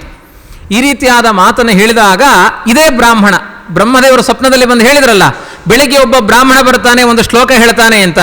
ಅದೇ ಬ್ರಾಹ್ಮಣ ಇವನು. ಈ 4 ಜನ ಸಹೋದರರಿಗೆ ಅಪ್ಪ ಏನಾಗಿದ್ದ, ಆ ಬ್ರಾಹ್ಮಣ ಇವನು. ಆ ಬ್ರಾಹ್ಮಣ ಬಂದು ಬ್ರಹ್ಮದತ್ತನ ಮುಂದೆ ಈ ಶ್ಲೋಕ ಹೇಳ್ತಾನೆ. ಏ ವಿಪ್ರಮುಖ್ಯಾ ಕುರುಜಾಂಗಲೇಶು ದಾಸಾಸ್ತತ ದಾಸಪುರೇ ಮೃಗಾಶ್ಚ. ಈ ಶ್ಲೋಕದ ಅಭಿಪ್ರಾಯ ಇಷ್ಟೇ. ಕುರುಕ್ಷೇತ್ರದಲ್ಲಿ ಸಾಧನೆ ಮಾಡಿಕೊಳ್ಳುವ ಬ್ರಾಹ್ಮಣ ಕುಲದಲ್ಲಿ ಹುಟ್ಟಿದ ಮಕ್ಕಳು ಇವರು. ಸಾಧನೆ ಮಾಡಿಕೊಳ್ಳದೆ ಗುರುಗಳ ಮುಂದೆ ಸುಳ್ಳನ್ನು ಮಾತನಾಡಿ ಆಮೇಲೆ ದಾರಪುರದಲ್ಲಿ ಅವರು ಹರಿಣಗಳಾಗಿ ವ್ಯಾಧರಾಗಿ ಹುಟ್ಟಿದ್ರು. ಕುರುಜಾಂಗಲ ಕ್ಷೇತ್ರದಲ್ಲಿ ಹರಿಣಗಳಾಗಿ ಹುಟ್ಟಿದ್ರು. ಮಾನಸ ತೀರ್ಥದಲ್ಲಿ ಪಕ್ಷಿಗಳಾಗಿ ಹುಟ್ಟಿದ್ರು. ಇನ್ನೂ ಏನು ಸಾಧನೆ ಆಗಲಿಲ್ಲ ಅಂತ ಈ ಶ್ಲೋಕದ ಅಭಿಪ್ರಾಯ ಅಷ್ಟೇ. ಈ ಶ್ಲೋಕವನ್ನು ಒಬ್ಬ ಬ್ರಾಹ್ಮಣ ಬ್ರಹ್ಮದತ್ತನ ಮುಂದೆ ಹೇಳಿದ ತಕ್ಷಣ 2 ಮಂತ್ರಿಗಳ ಸಹಿತವಾಗಿ ಬ್ರಹ್ಮದತ್ತ ಕುಸಿದು ಬೀಳ್ತಾನೆ. ಮಂತ್ರಿಗಳು ಅಂದರೆ ಯಾರು? ಅವರು ಸಹೋದರರೇ. ಕೌಶಿಕ ಅನ್ನುವ ಮಹರ್ಷಿಯ 7 ಜನ ಮಕ್ಕಳಲ್ಲಿ 3 ಜನ ಬ್ರಹ್ಮದತ್ತ ಸೇರಿ 3 ಜನ ಇದ್ದಾರೆ. ಇನ್ನು 4 ಜನ ಈಚೆ ಇದ್ದಾರೆ. ಅವರು ತಪಸ್ಸು ಮಾಡಬೇಕು ಅಂತ ಕಾಡಿಗೆ ಹೋಗಿದ್ದಾರೆ. 4 ಜನ ಈ ವೃದ್ಧ ಬ್ರಾಹ್ಮಣನಿಗೆ ಈ ಶ್ಲೋಕವನ್ನು ಹೇಳಿಕೊಟ್ಟು ಆಚೆ ಹೋಗಿದ್ದಾರೆ. ಈ ವೃದ್ಧ ಬ್ರಾಹ್ಮಣ ಆ ಬ್ರಹ್ಮದತ್ತನ ಮುಂದೆ ಈ ಶ್ಲೋಕವನ್ನು ಹೇಳಿದಾಗ ಬ್ರಹ್ಮದತ್ತ ಕುಸಿದು ಬೀಳ್ತಾನೆ. ಅಯ್ಯೋ, ನಾನು ಅವನಿಗೆ ಎಲ್ಲ ನೆನಪಾಗುತ್ತೆ. ಹಿಂದಿನ ಜನ್ಮದಲ್ಲಿ ನಾನು ಏನೇನೆಲ್ಲ ಸಾಧನೆಯಿಂದ ಹೊರಗೆ ಬಂದಿದ್ದೇನೆ ಅಂತ ನೆನಪಾಗುತ್ತೆ. ಈ ಹೆಂಡತಿಯೋ ಬೇಡ, ಮಕ್ಕಳೂ ಬೇಡ ಅಂತೆಲ್ಲ ನಿಶ್ಚಯ ಮಾಡಿ ಬ್ರಹ್ಮದತ್ತನಿಗೆ ಒಬ್ಬ ಮಗ ಇದ್ದಾನೆ, ವಿಶ್ವಕ್ಸೇನ ಅಂತ ಬ್ರಹ್ಮದತ್ತನ ಮಗ. ಆ ಮಗನಿಗೆ ರಾಜ್ಯವನ್ನೆಲ್ಲ ಕೊಟ್ಟು ಬ್ರಹ್ಮದತ್ತ ತಾನು ಕಾಡಿಗೆ ಅರಣ್ಯಕ್ಕೆ ಹೋಗ್ತಾನೆ ತಪಸ್ಸು ಮಾಡಬೇಕು ಅಂತ. ಅರಣ್ಯಕ್ಕೆ ಹೋದಾಗ ಬಡ ಬ್ರಾಹ್ಮಣನಿಗೆ 4 ಜನ ಮಕ್ಕಳೇನಿದ್ದಾರೆ ಅವರು ಅದೇ ಅರಣ್ಯಕ್ಕೆ ತಪಸ್ಸು ಮಾಡಲಿಕ್ಕೆ ಹೋಗಿದ್ದಾರೆ. ಬ್ರಹ್ಮದತ್ತನ ಜೊತೆಗಿರುವಂತಹ 2 ಮಂತ್ರಿಗಳು, ಆಮೇಲೆ ಬ್ರಹ್ಮದತ್ತ, ಆ 4 ಜನ ಮಕ್ಕಳು ಕೂಡ ಅರಣ್ಯದಲ್ಲಿ ತಪಸ್ಸು ಮಾಡ್ತಾ ಕೂತಿದ್ದಾರೆ. ಆ ಸಮಯದಲ್ಲಿ ಸನ್ನತಿ, ಬ್ರಹ್ಮದತ್ತನ ಪತ್ನಿ, ಅವಳು ಹೋಗ್ತಾಳೆ. ಆ 7 ಜನ ತಪಸ್ಸು ಮಾಡಬೇಕಾದ್ರೆ ಅವಳು ಹೇಳ್ತಾಳೆ, ನೀವು ಯಾರು ಅಂತ ನನಗೆ ಚೆನ್ನಾಗಿ ಗೊತ್ತು. ಹಿಂದೆ ಯಾವ ಹಸುವನ್ನು ನೀವು ಶ್ರಾದ್ದ ಅಂತ ತ್ಯಾಗ ಮಾಡಿದ್ದೀರಿ, ಅವಳೇ ನಾನೀಗ ಸನ್ನತಿಯಾಗಿ ಬಂದಿದ್ದೇನೆ. ನಿಮ್ಮ ಜೀವನದಲ್ಲಿ ಆಧ್ಯಾತ್ಮಿಕ ಸಾಧನೆ ಮುಂದೆ ನಡೀಬೇಕು. ಹೆಂಡತಿ ಮಕ್ಕಳು ಅಂತ ನಿಮ್ಮ ಜೀವನದಲ್ಲಿ ಭೋಗ ಪ್ರಧಾನ ಆಗಬಾರದು ಅಂತ ಸಣ್ಣ ವಿಷಯಕ್ಕೆ ನಾನು ಹಠ ಮಾಡಿದೆ. ಹಠ ಮಾಡಿದ್ಯಾಕೆ ಅಂದರೆ ನಿನಗೆ ಇಷ್ಟೊಂದು ಸಂಸಾರದಲ್ಲಿ ಜಿಗುಪ್ಸೆ ಬಂದು ವಿರಕ್ತನಾಗಿ ದೇವರನ್ನ ಧ್ಯಾನ ಮಾಡಬೇಕು ಅಂತ ನಾನೇ ಇಷ್ಟು ಕೆಲಸವನ್ನು ಮಾಡಿದ್ದು ಅಂತ ಹೆಂಡತಿ ಹೇಳಿದ ಮೇಲೆ ಅವರಿಗಿನ್ನೂ ಆ ಛಲ ಬರುತ್ತೆ. ನಮ್ಮ ಸಾಧನೆಗೆ ದೇವರು ಇಷ್ಟೆಲ್ಲ ಅನುಕೂಲ ಮಾಡಿಕೊಟ್ಟಿದ್ದಾನೆ ಅಂತ ಆ ಜನ್ಮದಲ್ಲಿ ಚೆನ್ನಾಗಿ ಸಾಧನೆಯನ್ನು ಮಾಡಿ ಜಪ ತಪ ಅನುಷ್ಠಾನಗಳನ್ನೆಲ್ಲ ಮಾಡ್ತಾ ಇರಬೇಕಾದ್ರೆ ಅವರ ತಲೆಯಿಂದ ಆ ಸುಷುಮ್ನಾ ಮಾರ್ಗದಿಂದ ಪ್ರಾಣ ಉತ್ಕ್ರಮಣ ಮಾಡಿ ಅವರು ಮೋಕ್ಷಕ್ಕೆ ಹೋಗುತ್ತಾರೆ ಅಂತ ಇಷ್ಟು ಕಥೆ. 1 ಅಧ್ಯಾಯದ 9ನೇ ಅಧ್ಯಾಯದ 10ನೇ ಅಧ್ಯಾಯದ ಕಥೆ. ಇನ್ನು 11ನೇ ಅಧ್ಯಾಯದ ಕಥೆ ಒಂದು 5 ನಿಮಿಷದಲ್ಲಿ ಮುಗಿಯುವಂಥ ಕಥೆ. ಇಷ್ಟು ಕಥೆ ಬಹಳ ರೋಚಕವಾದ ಕಥೆ. ಬಹಳ ಕಥೆ ಅಂತೂ ತುಂಬ ರೋಚಕವಾಗಿ ಇದೆ. ಇಷ್ಟು ಹೇಳಿ ಕೊನೆಗೆ ಏನು ಹೇಳಿದ್ದಾರೆ ಅಂದರೆ, ನೋಡಿ, ಒಂದು ಶ್ರಾದ್ದವನ್ನು ಅತ್ಯಂತ ಭಕ್ತಿಯಿಂದ ಗೋವನ್ನು ಕೊಂದು ಶ್ರಾದ್ದ ಮಾಡಿದರೂ ಕೂಡ ಅವರಿಗೆ ಮೋಕ್ಷ ಆಯಿತು. ಬಹುತೇಕ ಇದು ನಮ್ಮ ಮಧ್ವ ಮತದಲ್ಲಿ ಇಷ್ಟು ಸುಲಭವಾಗಿ ಎಲ್ಲ ಮೋಕ್ಷ ಹೇಳೋದಿಲ್ಲ. ಪ್ರಯಾಗ ಮರಣದಿಂದ ಮೋಕ್ಷ ಆಯಿತು, ಶ್ರಾದ್ದ ಮಾಡಿದ್ರಿಂದ ಮೋಕ್ಷ ಆಯಿತು, ಗಯಾ ಶ್ರಾದ್ದ ಮಾಡಿದ್ರಿಂದ ಮೋಕ್ಷ ಆಯಿತು. ಇದೆಲ್ಲ ಇದಕ್ಕೆ ಅರ್ಥವಾದ ಅಂತ ಕರೀತಾರೆ. ಭಗವಂತನ ತತ್ವಜ್ಞಾನದಿಂದಲೇ ಮೋಕ್ಷ ಅನ್ನೋದು ಸತ್ಯ ಸಂಗತಿ. ಆದರೆ ಶ್ರಾದ್ದದ ಮಹಿಮೆಯನ್ನು ಬೋಧನೆ ಮಾಡಲಿಕ್ಕೋಸ್ಕರ ಇಂತಹ ಕಥೆಯನ್ನು ಇಲ್ಲಿ ನಿರೂಪಿಸಿದ್ದಾರೆ. ಇದನ್ನು ಯಾರು ಶ್ರವಣ ಮಾಡ್ತಾರೋ, ಇನ್ನೊಬ್ಬರಿಗೆ ಕಥೆಯನ್ನು ಹೇಳ್ತಾರೋ ಅವರಿಗೂ ಬೇಗ ಮೋಕ್ಷ ಸಿಗುತ್ತೆ ಅಂತ ಹೇಳಿದ್ದಾರೆ. ಅದಕ್ಕೆ ನಾನು ಹೇಳಿದ್ದೇನೆ, ಸಿಗುವುದಾದರೆ ನಿಮ್ಮ ಜೊತೆಗೆ ನನಗೂ ಸಿಗುತ್ತೆ ನಿಮಗೂ ಸಿಗುತ್ತೆ ಅಂತ, ಮೋಕ್ಷ ಸಿಗುವಂತಹ ಕಥೆ ಇದು ಅಂತ ಹೇಳಿ ಆಮೇಲೆ ಭೀಷ್ಮಾಚಾರ್ಯರು ಮತ್ತೆ ಪ್ರಶ್ನೆ ಕೇಳ್ತಾರೆ. ಕಸ್ಮಿನ್ ವಾಸರ ಭಾಗೇತು ಶ್ರಾದ್ದಂ ಶ್ರಾದ್ಧಿ ಸಮಾರಭೇತ್ ತೀರ್ಥೇಶು ಕೇಶು ವೈ ಶ್ರಾದ್ದಂ ಕೃತಂ ಬಹುಫಲಂ ದ್ವಿಜ. ಶ್ರಾದ್ದವನ್ನು ಯಾವ ದಿವಸದಲ್ಲಿ ಯಾವ ಭಾಗದಲ್ಲಿ ಮಾಡಬೇಕು, ಯಾವ ಕಾಲದಲ್ಲಿ ಮಾಡಬೇಕು, ಯಾವ್ಯಾವ ಕ್ಷೇತ್ರಗಳು ಉತ್ತಮವಾದ ಕ್ಷೇತ್ರ ಅಂತ ಪ್ರಶ್ನೆಗಳನ್ನು ಮಾಡಿದ್ದಾರೆ. ಆ ಸಮಯದಲ್ಲಿ ಎಲ್ಲ ಪುರಾಣಗಳಲ್ಲಿಯೂ ಕೋಕಾಮುಖ ಕ್ಷೇತ್ರ ಅಂತ ಬರುತ್ತೆ. ಕೋಕಾಮುಖ ಅಂದರೆ ಏನು ಅಂತ ಗೊತ್ತಿರಲಿಲ್ಲ. ಇಲ್ಲಿ ವ್ಯಾಖ್ಯಾನ ಮಾಡಿದ್ದಾರೆ ಅವರೇ, ಕೋಕ ವರಾಹ ಅಂತ ವ್ಯಾಖ್ಯಾನ ಮಾಡಿದ್ದಾರೆ ಪುರಾಣಿಕರು. ಹಾಗಾಗಿ ಕೋಕಾಮುಖ ಅಂದರೆ ವರಾಹ ಕ್ಷೇತ್ರ ಅಂತ ನಾನು ಈ ಪುಸ್ತಕದ ಆಧಾರದಲ್ಲಿ ಅರ್ಥ ಮಾಡಿಕೊಂಡಿದ್ದೇನೆ. ನಿಮಗೆ ಎಲ್ಲ ಅರ್ಧ ನಾನು ಕದ್ದು ಬಿಟ್ಟಿದ್ದೇನೆ ಆಚಾರ್ಯ. ಹೀಗೆ ಆ ವಿಶೇಷವಾಗಿ ಕೋಕಾಮುಖದಲ್ಲಿ ಮಾಡಬೇಕು. ನರಸಿಂಹ ಪ್ರಾದುರ್ಭಾವವಾದ ಕ್ಷೇತ್ರ ಗಯಾ ಕ್ಷೇತ್ರ. ಆಮೇಲೆ ಒಂದಷ್ಟು ಈ ಕಡೆ ಎಲ್ಲ ಬಸ್ಸಲ್ಲಿ ಕೂತಾಗ ಕಿಂಜಿ ಮುಲ್ಕಿ ಪಡಬಿದ್ರೆ ಬಲೆ ಬಲೆ ಬಲೆ ಬಲೆ ಅಂತ ಕರಿತಿರ್ತಾರೆ, ಒಂದು 50 ಹೆಸರು ಹೇಳಿ. ಹಂಗೆ ನಾನು ಓದ್ಕೊಂಡು ಹೋಗ್ಬಿಟ್ರೆ ಆಗ್ಬಿಡುತ್ತೆ, ಅದು ಒಂದು ಅಧ್ಯಾಯ ಮುಗಿದೋಗುತ್ತೆ ಅದು. ಅದರಲ್ಲಿ ಭೈರವ, ಭೃಗು, ಗೌರಿ ಇದೆಲ್ಲ ಕ್ಷೇತ್ರಗಳ ಹೆಸರು. ಭೈರವ, ಭೃಗು, ಗೌರಿ, ವಿನಾಯಕ, ತಾಪಹರ, ವೇತ್ರಾವತಿ, ಶೂಲತಾಪಿ, ಪಯೋಷ್ಟಿ, ಮಹಾಬೋಧ, ಮಹಾವೇಣ, ಮಹಾಶಾಲ, ಮಹಾರುದ್ರ, ದಶಾರ್ಣ, ಶತರುದ್ರ, ಶತಾಕ್ವ, ಪಿತೃಪದ, ಅಂಗಾರ, ವಾಹಿಕ, ಶೋಣ, ಕಾಲಿಕ, ವಿತರ, ಶಿನಿವಾಟ, ಧಾರ ಇದೆಲ್ಲ ಊರುಗಳಂತೆ. ಆ ಊರುಗಳಲ್ಲೆಲ್ಲ ಶ್ರಾದ್ದ ಮಾಡಿದರೆ ಬಹಳ ವಿಶೇಷ ಅಂತ. ನಮಗೂ ಗೊತ್ತಿಲ್ಲ, ನಿಮಗೂ ಗೊತ್ತಿಲ್ಲ. ಆ ಹೆಸರೇ ಹೇಳಿಬಿಟ್ಟು ಶ್ರಾದ್ದ ಮಾಡಬೇಕಷ್ಟೇ. ಇಷ್ಟು ಊರುಗಳ ಹೆಸರೇ ಹೇಳಿ ಶ್ರಾದ್ದ ಮಾಡಬೇಕು. ಈ ರೀತಿಯಾಗಿ ತುಂಬ ಒಂದು 2 ಪುಟ ಊರುಗಳ ಹೆಸರೇ ಇದೆ. ಅದು ನಾನು ಅಷ್ಟೊಂದು ಓದಲಿಕ್ಕೆ ಹೋಗೋದಿಲ್ಲ. ಪ್ರಧಾನವಾಗಿ ಎಲ್ಲಿ ಮಾಡಬೇಕು ಅಂದರೆ ಕೀಕಟ ಪ್ರಾಂತ್ಯದಲ್ಲಿರುವಂತಹ ಗಯಾ ಕ್ಷೇತ್ರ ತುಂಬ ಪುಣ್ಯಕರವಾದದ್ದು ಅಂತ. ಅಲ್ಲಿ ಚವನಾಶ್ರಮ, ಫಲ್ಗು ನದಿ ಅಂತ ಏನು ಕರಿತೇವೆ, ಅದು ಚವನ ಮಹರ್ಷಿಗಳ ಆಶ್ರಮ. ಅದು ಅಲ್ಲಿ ಮಾಡಿದ ಶ್ರಾದ್ದಕ್ಕೆ ತುಂಬ ಫಲ ಇದೆ. ಏಷ್ಟವ್ಯ ಬಹವ ಪುತ್ರ ಯದ್ಯೇಕೋಪಿ ಗಯಾಂ ವ್ರಜೇತ್ ಯಜೇತವ ಅಶ್ವಮೇಧೇನ ನೀಲಂ ವಾ ಋಷಮುತ್ಸಜೇತ್ ಅಂತ. ಹುಟ್ಟಿದ ಮೇಲೆ ಒಂದು ಅಶ್ವಮೇಧ ಯಜ್ಞ ಮಾಡಬೇಕಂತೆ. ಅಥವಾ ನೀಲ ಗೂಳಿಯಲ್ಲೂ ಕೂಡ, ನಾವು ಕಪಿಲ ಗೋದಾನ ಅಂದ್ಕೊಂಡಿದ್ದು, ಗೂಳಿಯಲ್ಲೂ ಕಪಿಲ ಋಷ ಆಗಬೇಕಂತೆ. ನೀಲ ಅಂದರೆ ಕಪಿಲ ಅಂತಲೇ ಅರ್ಥ. ಅಂಥ ಋಷವನ್ನು ತ್ಯಾಗ ಮಾಡಬೇಕು ಅಂತ ಹೇಳಿದ್ದಾರೆ. ಅಥವಾ ಅದು ಯಾವುದೂ ಆಗಲಿಲ್ಲ ಅಂದರೆ ಗಯಾದಲ್ಲಿ ಪಿಂಡ ಪ್ರದಾನವನ್ನಾದರೂ ಮಾಡಿ, ಅಷ್ಟು ಫಲ ಇದೆ ಅಂತ. ಅದನ್ನು ಬಹಳ ಪ್ರಸಿದ್ಧವಾದ ಶ್ಲೋಕ, ಏಕೋ ಮುನಿಸ್ತಾಮ್ರ ಕರಾಗ್ರಹಸ್ಥೋ ಹ್ಯಾಮ್ರೇಶು ಮಧ್ಯೆ ಸಲಿಲಂ ದದಾತಿ ಆಮ್ರಾಷ್ಟ ಸಿಕ್ತ ಪಿತರಶ್ಚ ತೃಪ್ತ ಏಕಕ್ರಿಯಾ ವ್ಯರ್ಥಕರಿ ಪ್ರಸಿದ್ಧ ಅಂತ ಇದೇ ಪ್ರಸಂಗದಲ್ಲಿ ಹೇಳುವಂಥದ್ದು. ಗಯಾದಲ್ಲಿ ಒಬ್ಬ ಮುನಿ ತಾಮ್ರದ ಪಾತ್ರೆ ಹಿಡ್ಕೊಂಡು ಪಿತೃತರ್ಪಣ ಕೊಡಲಿಕ್ಕೆ ಹೋಗಿದ್ದಾನಂತೆ. ಎಲ್ಲ ಕಡೆ ಬೆಳ್ಳಿ ಆಗಬೇಕು ಅಂತ ಹೇಳಿದ್ದಾರೆ, ಇಲ್ಲಿ ತಾಮ್ರ ಅಂತ ಒಂದು ವಾಕ್ಯ ಇಲ್ಲಿದೆ. ತಾಮ್ರ ಕರಾಗ್ರಹಸ್ಥ ಅಂತ, ತಾಮ್ರ ಕರಾಗ್ರಹಸ್ಥ ಅಂತ ಇದೆ. ತಾಮ್ರದ ಪಾತ್ರೆ ಹಿಡ್ಕೊಂಡು ತರ್ಪಣ ಕೊಡಲಿಕ್ಕೆ ಹೋಗಿದ್ದ ಅಂತ ಇದೆ. ತಾಮ್ರಕರ ಅಂತಂದರೆ ಅದೇ ತಾಮ್ರ ಪಾತ್ರೆ ಅಂತ ವ್ಯಾಖ್ಯಾನ ಮಾಡಿದ್ದಾರೆ. ಅದು ಕೆಂಪಾಗಿತ್ತು ಅಂತ ಆ ರೀತಿ ಇರ್ಬೋದು. ಇವ್ರು ಕೆಲವರು ಅನುವಾದ ಹಾಗೆ ಮಾಡಿದ್ದಾರೆ ಇರ್ಬೋದು. ಅದು ಸರಿಯಾದ ವ್ಯಾಖ್ಯಾನ. ಬೆಳ್ಳಿಯಿಂದಲೇ ಆಗಬೇಕು. ತಾಮ್ರ ಕರಾಗ್ರಹಸ್ಥ ಆಮ್ರೇಶು ಮಧ್ಯೆ ಸಲಿಲಂ ದದಾತಿ ಆಮ್ರಾಶ್ಚ ಸಿಕ್ತಾಹ. ಆ ಮಾವಿನ ಗಿಡಕ್ಕೆ ನೀರನ್ನು ಹಾಕ್ತಾನೆ, ಗಿಡವೂ ಬೆಳೀತು, ಪಿತೃಗಳಿಗೂ ಮೋಕ್ಷ ಆಯಿತು. ಏಕಕ್ರಿಯಾ ವ್ಯರ್ಥಕರಿ, ಒಂದೇ ಕೆಲಸದಲ್ಲಿ 2 ಪ್ರಯೋಜನ. ಮಾವಿನ ಮರಕ್ಕೆ ನೀರು ಹಾಕಿದಂಗಾಯಿತು, ಪಿತೃಗಳಿಗೂ ತರ್ಪಣ ಆಯಿತು ಅಂತ. ಗಯಾದಲ್ಲಿ ಪಿಂಡ ಪ್ರದಾನ ಮಾಡಿದರೆ ಅದಕ್ಕಿಂತ ಶ್ರೇಷ್ಠವಾದದ್ದು ಇನ್ನೊಂದಿಲ್ಲ. ಅಷ್ಟು ಶ್ರೇಷ್ಠವಾದದ್ದು ಗಯಾ ತೀರ್ಥ ಅಂತ. ಅದರಲ್ಲಿ ಕುತುಪ ಕಾಲ ಬರಬೇಕು ಅಂತ ವಿಶೇಷವಾಗಿ ಹೇಳಿದ್ದಾರೆ. ಅಳಿಯ ಇರಬೇಕು ಅಂತ ವಿಶೇಷವಾಗಿ ಅವನಿಗೂ ಒಂದು ಮಹತ್ವ. ಶ್ರಾದ್ದದಲ್ಲಿ ಖಡ್ಗ ಪಾತ್ರೆ ಇರಬೇಕಂತೆ, 13 ಇರಬೇಕು ಅಂತ ಹೇಳಿದ್ದಾರೆ. ಒಂದು ಖಡ್ಗ ಪಾತ್ರೆ, ಕುತುಪ ಕಾಲ, ನೇಪಾಳ ದೇಶದ ಕಂಬಳಿ, ಆ ಪ್ರದೇಶದ ಕಂಬಳಿ ಇರಬೇಕಂತೆ. ಆಮೇಲೆ ಹಸು, ಚಿನ್ನ, ದರ್ಭೆ, ಸೋದರ ಅಳಿಯ, ಇದು ಪ್ರಧಾನವಾಗಿ 8 ಪ್ರಶಸ್ತವಾದದ್ದು. ಆಮೇಲೆ ಪಾಯಸ, ಘೃತ ಇತ್ಯಾದಿಗಳನ್ನೆಲ್ಲ ಆ ದಾನಗಳ ಪ್ರಶಸ್ತಿಯನ್ನು ಕೂಡ ವಿಶೇಷವಾಗಿ ಹೇಳಿದ್ದಾರೆ. ಇಂಥ ಶ್ರಾದ್ದವನ್ನು ಬ್ರಹ್ಮದೇವರು ಕೂಡ ಅತ್ಯಂತ ಪ್ರಶಂಸೆಯನ್ನು ಮಾಡಿದ್ದಾರೆ. ಯಾರು ಗಯಾದಲ್ಲಿ ಶ್ರಾದ್ದ ಮಾಡ್ತಾರೆ ಅವರಿಗೆ ಜನ್ಮ ಜನ್ಮಾಂತರದಲ್ಲಿಯೂ ಕೂಡ ದಾರಿದ್ರ್ಯ ಬರೋದಿಲ್ಲ, ರೋಗಗಳು ಬರೋದಿಲ್ಲ. ಶ್ರಾದ್ದದ ಮಹಿಮೆಯನ್ನು ಕೇಳಿದವರಿಗೂ ಅಂತಹ ಮಹಿಮೆ ಇದೆ. ವಿಶೇಷವಾಗಿ ಅವರನ್ನು ಪಾಪಗಳನ್ನು ನಾಶ ಮಾಡಲಿಕ್ಕೆ, ಗಯಾ ಶ್ರಾದ್ದವನ್ನು ಮಾಡಿದವರ ಪಾಪ ನಾಶ ಮಾಡಲಿಕ್ಕೆ ಬ್ರಹ್ಮ ರುದ್ರಾದಿಗಳೆಲ್ಲ ಕಾಯ್ತಾ ನಿಂತುಕೊಳ್ತಾರೆ.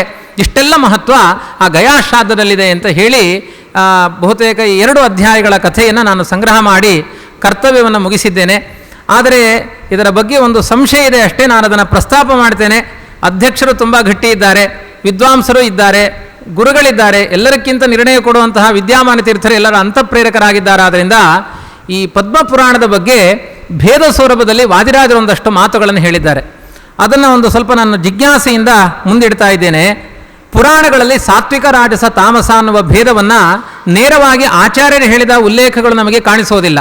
ಆದರೆ ವಾದಿರಾಜರು ಗುಣಸೌರಭದಲ್ಲಿ ಹೇಳಿದ್ದಾರೆ, ವಿಶ್ವಸೌರಭದಲ್ಲೂ ಉಲ್ಲೇಖ ಮಾಡಿದ್ದಾರೆ.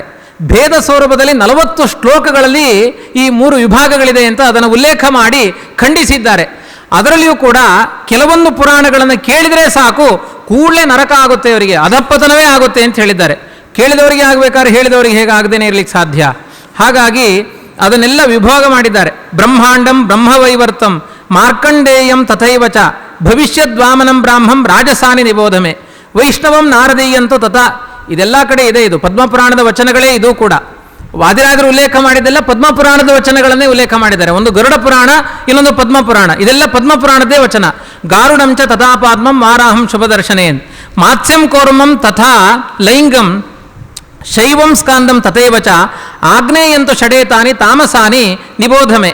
ಇಷ್ಟು ವಿಭಾಗವನ್ನು ಮಾಡಿ ಯೇಷಾಂ ಶ್ರವಣ ಮಾತ್ರೇಣ ಪಾತಿತ್ಯಂ ಜ್ಞಾನಿನಾಮಪಿ ಅಂತ.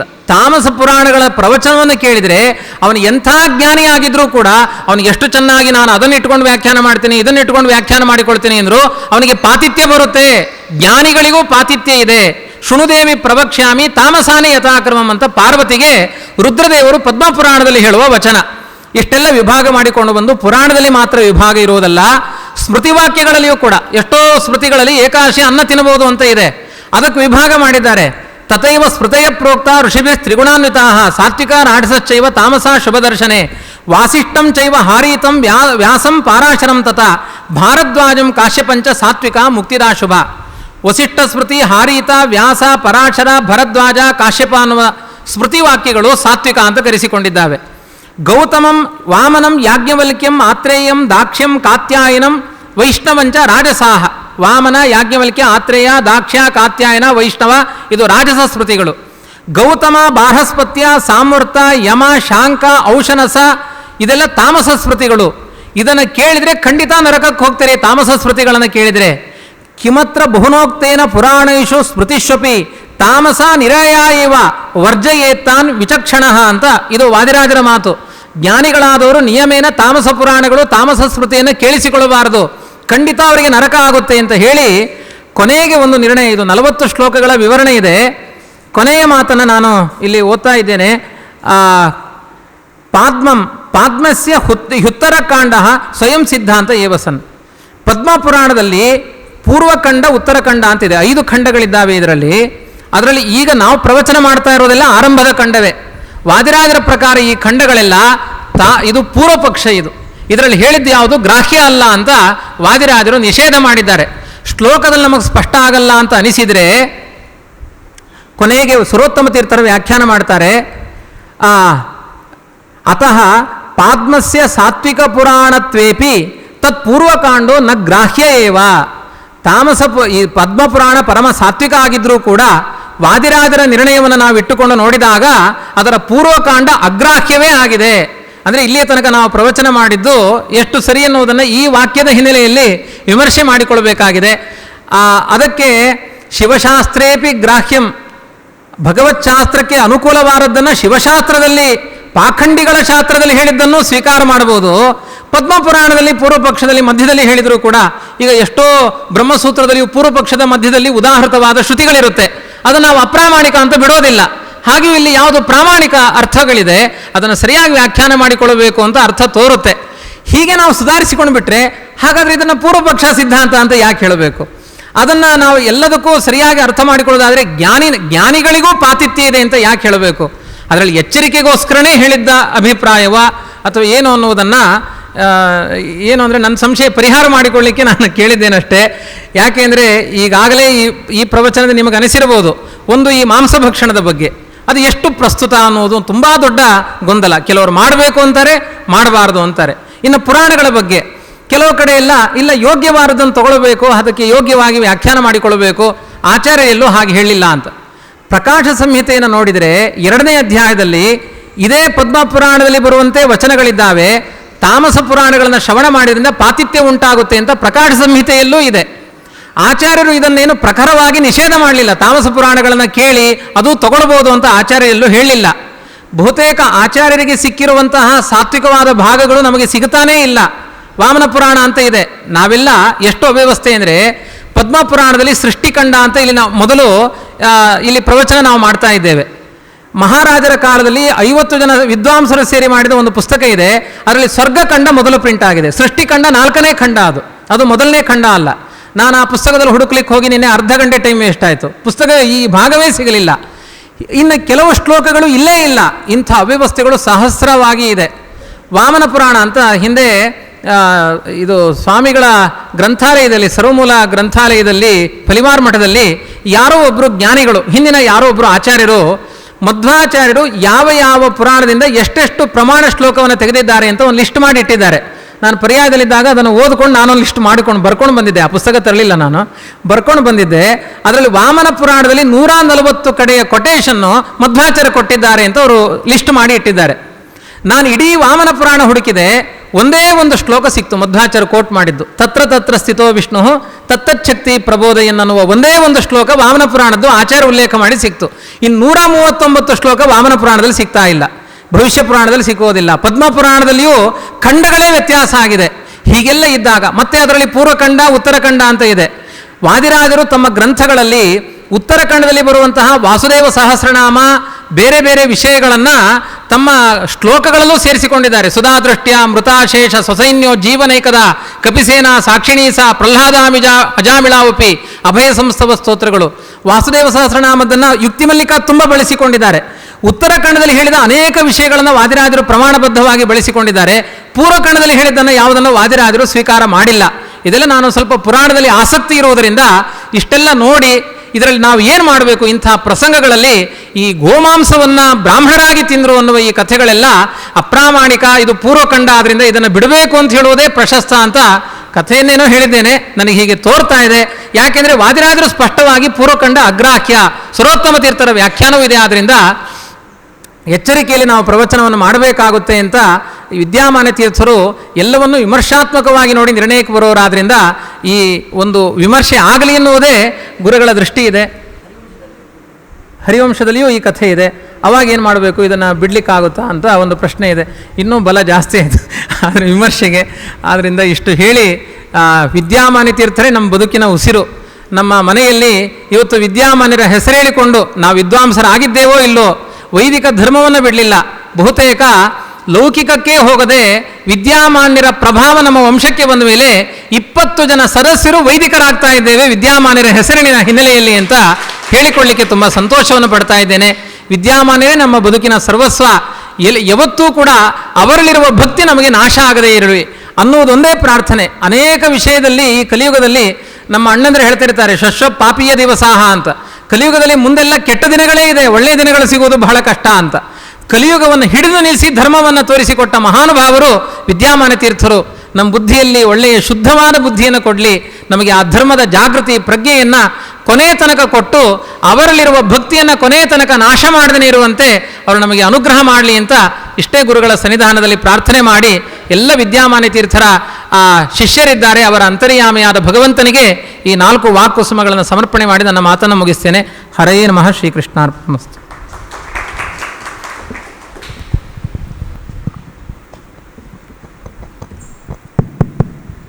ಶ್ರೀ ಗುರುಭ್ಯೋ ನಮಃ. ಈಗ ತಾನೇ ನಾನು ಮಾಂಸಭಕ್ಷಣದ ವಿಷಯದಲ್ಲಿ ಹೇಳಿದ್ದೇನೆ, ಅದು ಯುಗಾಂತರ ವಿಷಯ. ಭಾಗವತದಲ್ಲಿ ಸ್ಪಷ್ಟವಾಗಿ ಏಕಾದಶ ಸ್ಕಂದದಲ್ಲಿ ಬಹಳ ಅದನ್ನು ನಿಷೇಧ ಮಾಡಿಬಿಟ್ಟಿದ್ದಾರೆ. ಮುನ್ನೆನ್ನವನ್ನೇ ಉಪಯೋಗ ಮಾಡಬೇಕು, ದೇವತೆಗಳಾಗಲಿ ಋಷಿಗಳಾಗಲಿ ಮಾಂಸವನ್ನು ಮುಟ್ಟುವುದಿಲ್ಲ, ಮುನಿಗಳಿಗೆ ಯೋಗ್ಯವಾಗಿರ್ತಕ್ಕಂಥ ಅನ್ನವನ್ನೇ ಕೊಡಬೇಕು ಅಂತ ಸ್ಪಷ್ಟ ಅಲ್ಲಿ ಹೇಳಿಬಿಟ್ಟಿದ್ದಾರೆ. ಆದ್ದರಿಂದ ಇಲ್ಲೆಲ್ಲ ಹೇಳಿರ್ತಕ್ಕಂಥದ್ದು ಇದೆಲ್ಲ ಪೂರ್ವಪಕ್ಷ, ಪೂರ್ವಕಾಂಡ. ಪೂರ್ವಕಾಂಡ ಅಂದರೆ ಅರ್ಥವೇನು? ಪೂರ್ವಪಕ್ಷ ಹೇಳ್ತಕ್ಕಂಥ ಕಾಂಡಗಳು ಪೂರ್ವಪಕ್ಷ ಅಂತಲೇ ಹೇಳಿದ್ದಾರೆ, ಪೂರ್ವಪಕ್ಷನೇ. ಆದ್ದರಿಂದ ಸಿದ್ಧಾಂತ ಏನು ಅಂತಂದರೆ ಮಾಂಸ ತಿನ್ನಬಾರದು, ಸ್ಪಷ್ಟ ಇಲ್ಲಿ ಇದರಲ್ಲೂ ಇದೆ, ಏಕಾದಶ ಸ್ಕಂದದಲ್ಲಿ ಬರ್ತದೆ. ಮತ್ತು ತಾತ್ಪರ್ಯದಲ್ಲಿ ಒಂದು ಮಾತು ಹೇಳ್ತಾರೆ, ಹೌದೌದು, ಹಿಂಸಾಯಾಮ್ ಯದಿ ಕಾಮ ಸ್ಯಾತ್ ಯಜ್ಞೇವ ನ ಚೋದನ ಅಂತ ಭಾಗವತದಲ್ಲಿ ಬರ್ತದೆ. ಏಕಾದಶ ಸ್ಕಂದದಲ್ಲಿ ಹಿಂಸಾಯಾಮ್ ಯದಿ ಕಾಮ ಸ್ಯಾತ್, ಹಿಂಸೆ ಮಾಡಬೇಕು, ಮಾಂಸ ತಿನ್ನಬೇಕು ಅಂತ ಏನಾದರೂ ನಮಗೆ ಬೈಕೆ ಬಂತು ಅಂತಂದರೆ ಯಜ್ಞೇವ, ಯಜ್ಞ ಮಾಡಿಬಿಡಿ, ಹಾಗೆ ಏನು ತೊಂದರೆ ಇಲ್ಲ. ಅಂದರೆ ಯಜ್ಞಕ್ಕಾಗಿ ನೀವು ಮಾಡಿಬಿಟ್ರೆ ಆವಾಗ ತೊಂದರೆ ಏನಾಗೋದಿಲ್ಲ. ಯಾಗಿಯೇ ಹಿಂಸಾ ಪಾಪ ಸಾಧನ ಅಲ್ಲ ಅಂತ ಶಾಸ್ತ್ರ ಹೇಳ್ತಾ ಇದ್ದಾರಲ್ಲ. ಶಾಸ್ತ್ರ ನಿರ್ಣಯ ಏನು? ಯಾಗಿಯೇ ಹಿಂಸಾ ಪಾಪ ಸಾಧನ ಅಲ್ಲ, ಮಾಹಿಂಸಾ ಸರ್ವಭೂತಾನಿ ಅಂತಿದೆ. ಸಾಮಾನ್ಯವಾಗಿ ಯಾವ ಹಿಂಸೆಯನ್ನು ಮಾಡಬಾರದು ಅಂತ ವಾಕ್ಯ ಇದೆ, ಅದು ಉತ್ಸರ್ಗ. ಅಪವಾದ ಏನು ಅಂತಂದರೆ ಅಗ್ನಿಶೋಮೀಯಂ ಪಶುಮಾಲಭೇತ ಅಂತಲ್ಲಿ ಹೇಳಿದ್ದಾರೆ. ಅಗ್ನಿಶೋಮಿಯ ಪಶು ಹಿಂಸೆ ಮಾಡಬೇಕು ಅಂತ ಹೇಳಿದ್ದಾರೆ. ಇದನ್ನು ಎರಡನ್ನು ನೋಡಿಕೊಂಡ್ರೆ ಅದು ಸಾಮಾನ್ಯ, ಇದು ವಿಷೇಧ. ಆದ್ದರಿಂದ ಉತ್ಸರ್ಗ, ಇದು ಅಪವಾದ. ಆದ್ದರಿಂದ ಯಾಗಿ ಹಿಂಸಾ ಪಾಪ ಸಾಧನ ಅಲ್ಲ ಅಂತ ಇದನ್ನು ತಾತ್ಪರ್ಯದಲ್ಲಿ ಶ್ರೀಮದಾಚಾರ್ಯರು ಕುತರ್ಕ ಅಂತ ಕರೀತಾರೆ. ಇದು ಕುತರ್ಕ. ಇದು ನನಗೆ ಮಾಂಸ ತಿನ್ನಬೇಕು ಅಂತ ಮಾತ್ರ ಅಲ್ಲ, ಸ್ವರ್ಗದ ಆಸೆನೂ ಕೂಡ ಇದೆ. ಅಂದ ಸ್ವರ್ಗಕಾಮ ಯಜೇತ ಅಂತ ವಾಕ್ಯ ಇದೆ. ಅಂದ ಸ್ವರ್ಗಕಾಮನ ಇರತಕ್ಕಂಥದ್ದು ನಾನು ಯಜ್ಞ ಮಾಡ್ಬೋದು. ಮತ್ತು ಮಾಂಸ ಅದು ದೇವತೆಗಳಿಗೆ ಕೊಟ್ಟರೆ ಯಜ್ಞದಲ್ಲಿ ಅದು ದೋಷ ಅಲ್ಲ. ಯಜ್ಞದಲ್ಲಿ ಯಾಕೆ ಈ ಹಿಂಸಾನ ದೋಷ? ಈ ರೀತಿ ಕುತರ್ಕ ಮಾಡಿ ಯಾರು ಹಿಂಸೆ ಮಾಡ್ತಾರೆ ಅವರು ಆಸುರಾಹ, ಅವರು ನರಕಕ್ಕೆ ಹೋಗ್ತಾರೆ ಅಂತ ಸ್ಪಷ್ಟ ಹೇಳಿದ್ದಾರೆ. ಆದ್ದರಿಂದ ಹಿಂಸೆಗೆ ಅನುಮತಿ ಕೊಟ್ಟೇ ಇಲ್ಲ. ಹಿಂಸಾಯಾಮ್ ಯದಿ ಕಾಮ ಸ್ಯಾತ್ ಯಜ್ಞೇವ ನ ಚೋದನ ಬೇಕಾಗಿಲ್ಲ, ಅವರಿಗೆ ಚೋದನ ಇಲ್ಲ. ಹಿಂಸೆ ಮಾಡಿ ಹೊಟ್ಟೆ ತಿಂದು ಹಸಿವು ತಿಂದು ಹಿಂಗಿಸ್ಕೊಳ್ಬೇಕು, ಅದಕ್ಕೆ ವಿಧಿ ಇಲ್ಲ. ಆದರೆ ಇದು ಮಾಡುವುದೇ ತಪ್ಪು. ಹಾಗಿದ್ರೆ ಈ ಕಥೆ ಬರ್ತದಲ್ಲ, ಯಾವುದು ಗೋಮಾಂಸ ಇದು ಮಾಡಿ ಒಂದು ಯಜ್ಞ ಶ್ರಾದ್ದ ಮಾಡಿಬಿಟ್ರು, ಅದರಿಂದ ಮೋಕ್ಷ ಸಿಕ್ಕಿಬಿಡುದು. ಯಾಕೆ ಅಂತಂದರೆ ಗೋಹತ್ಯೆ ಮಾಡಿದರೂ ಕೂಡ ಅವರು ಶ್ರಾದ್ದ ಮಾಡಿದ್ದರಿಂದ ಅವರಿಗೆ ಮೋಕ್ಷ ಸಿಕ್ತು ಅಂತ ಹೀಗೆ ಹೇಳಲಿಕ್ಕೆ ಹೊರಟಿದ್ದು ಅಂತ ಕಥೆ. ಇದು ತಪ್ಪು. ಇದು ಆ ಥರ ತಿಳ್ಕೊಳ್ಬಾರ್ದು. ಇಲ್ಲಿ ಬಂದಿರತಕ್ಕಂಥ ಕಥೆಯ ಅಭಿಪ್ರಾಯ ಏನು ಅಂತಂದರೆ, ಶ್ರಾದ್ದ ಯಜ್ಞದ ಹಾಗೆ. ಅದು ಏನು ದೇವತೋದ್ದೇಶೇನ ಯಜ್ಞ ಮಾಡಬೇಕು, ಪಿತೃದ್ದೇಶೇನ ಶ್ರಾದ್ದ ಮಾಡಬೇಕು. ಆ ಉದ್ದೇಶ ಅದು ಇರಬೇಕು ಹೊರತು ಹಿಂಸಾಯಾಮ್ ಯದಿ ಕಾಮ ಸ್ಯಾತ್, ಹಿಂಸಾ ಮಾಡಬೇಕು, ಹೊಟ್ಟೆ ತಿನ್ನಬೇಕು, ಮಾಂಸ ತಿನ್ನಬೇಕು, ಈ ರೀತಿ ಒಂದು ಉದ್ದೇಶ ಇಟ್ಟುಕೊಂಡು ಯಜ್ಞವನ್ನಾಗಲಿ ಶ್ರಾದ್ದವನ್ನಾಗಲಿ ಮಾಡಿಕೊಡುದು. ಈಗ ಇವರು ಮಾಡಿದ್ದೇನು? ಇವಾಗ ಹಸಿವಾದಾಗ ತಿಂದರು. ಇವರೇನು ಹಸಿವಾದಾಗ ಏನು ಆಲೋಚನೆ ಮಾಡಿದರು? ಇದು ಕುತರ್ಕ. ಇದು ಹಸಿವಾಗಿದೆ, ನಾನೀಗ ಮಾಂಸ ತಿನ್ನಬೇಕು, ಹೇಗಪ್ಪ ತಿನ್ನಲಿ? ಅದು ಶ್ರಾದ್ದದಲ್ಲಿ ಅದು ಬರುತ್ತೆ, ಪರವಾಗಿಲ್ಲ ಅಂತ ಹೇಳ್ಕೊಂಡು ಅದಕ್ಕೋಸ್ಕರ ಗೋಹತ್ಯೆ ಮಾಡಿಬಿಟ್ಟು ಏನು ಶ್ರಾದ್ದ ಮಾಡಿದ್ದಾರೆ. ಇದು ಕುತರ್ಕ. ಇದು ನಿಜವಾಗಿಯೂ ಕೂಡ ಅದು ಒಂದು ರೀತಿ ಅಪಚಾರ. ಈ ಅಪಚಾರದಿಂದ ಏನು ಅನರ್ಥ ಆಯಿತು ಅಂತನ್ನೋದನ್ನು ಬೇರೆ ಜನ್ಮ ತೋರಿಸ್ತಾರೆ. ಅಲ್ಲಿ ಅಪಚಾರ, ಒಂದು ಅಪಚಾರ, ಒಂದು ಗೋಹತ್ಯೆ ಮಾಡಿದ್ದಕ್ಕೆ ಅದು ಶ್ರಾದ್ದ ಮಾಡಿದರೆ ಪುಣ್ಯ ಅಲ್ಲ, ಹಾಗೆ ಬರೀತಾರೆ ಕೆಲವರು.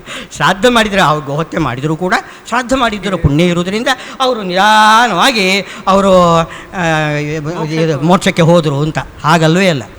ಅವರು ಏನೋ ಶ್ರಾದ್ದವನ್ನು ಮಾಡಿದರೂ ಕೂಡ ಉದ್ದೇಶ ಸರಿಯಾಗಿಲ್ಲ, ಕುತರ್ಕದಿಂದ ಕೇವಲ ಹಸುವಿಗೋಸ್ಕರ ಹಿಂಸೆ ಮಾಡಿದ್ದಾರೆ.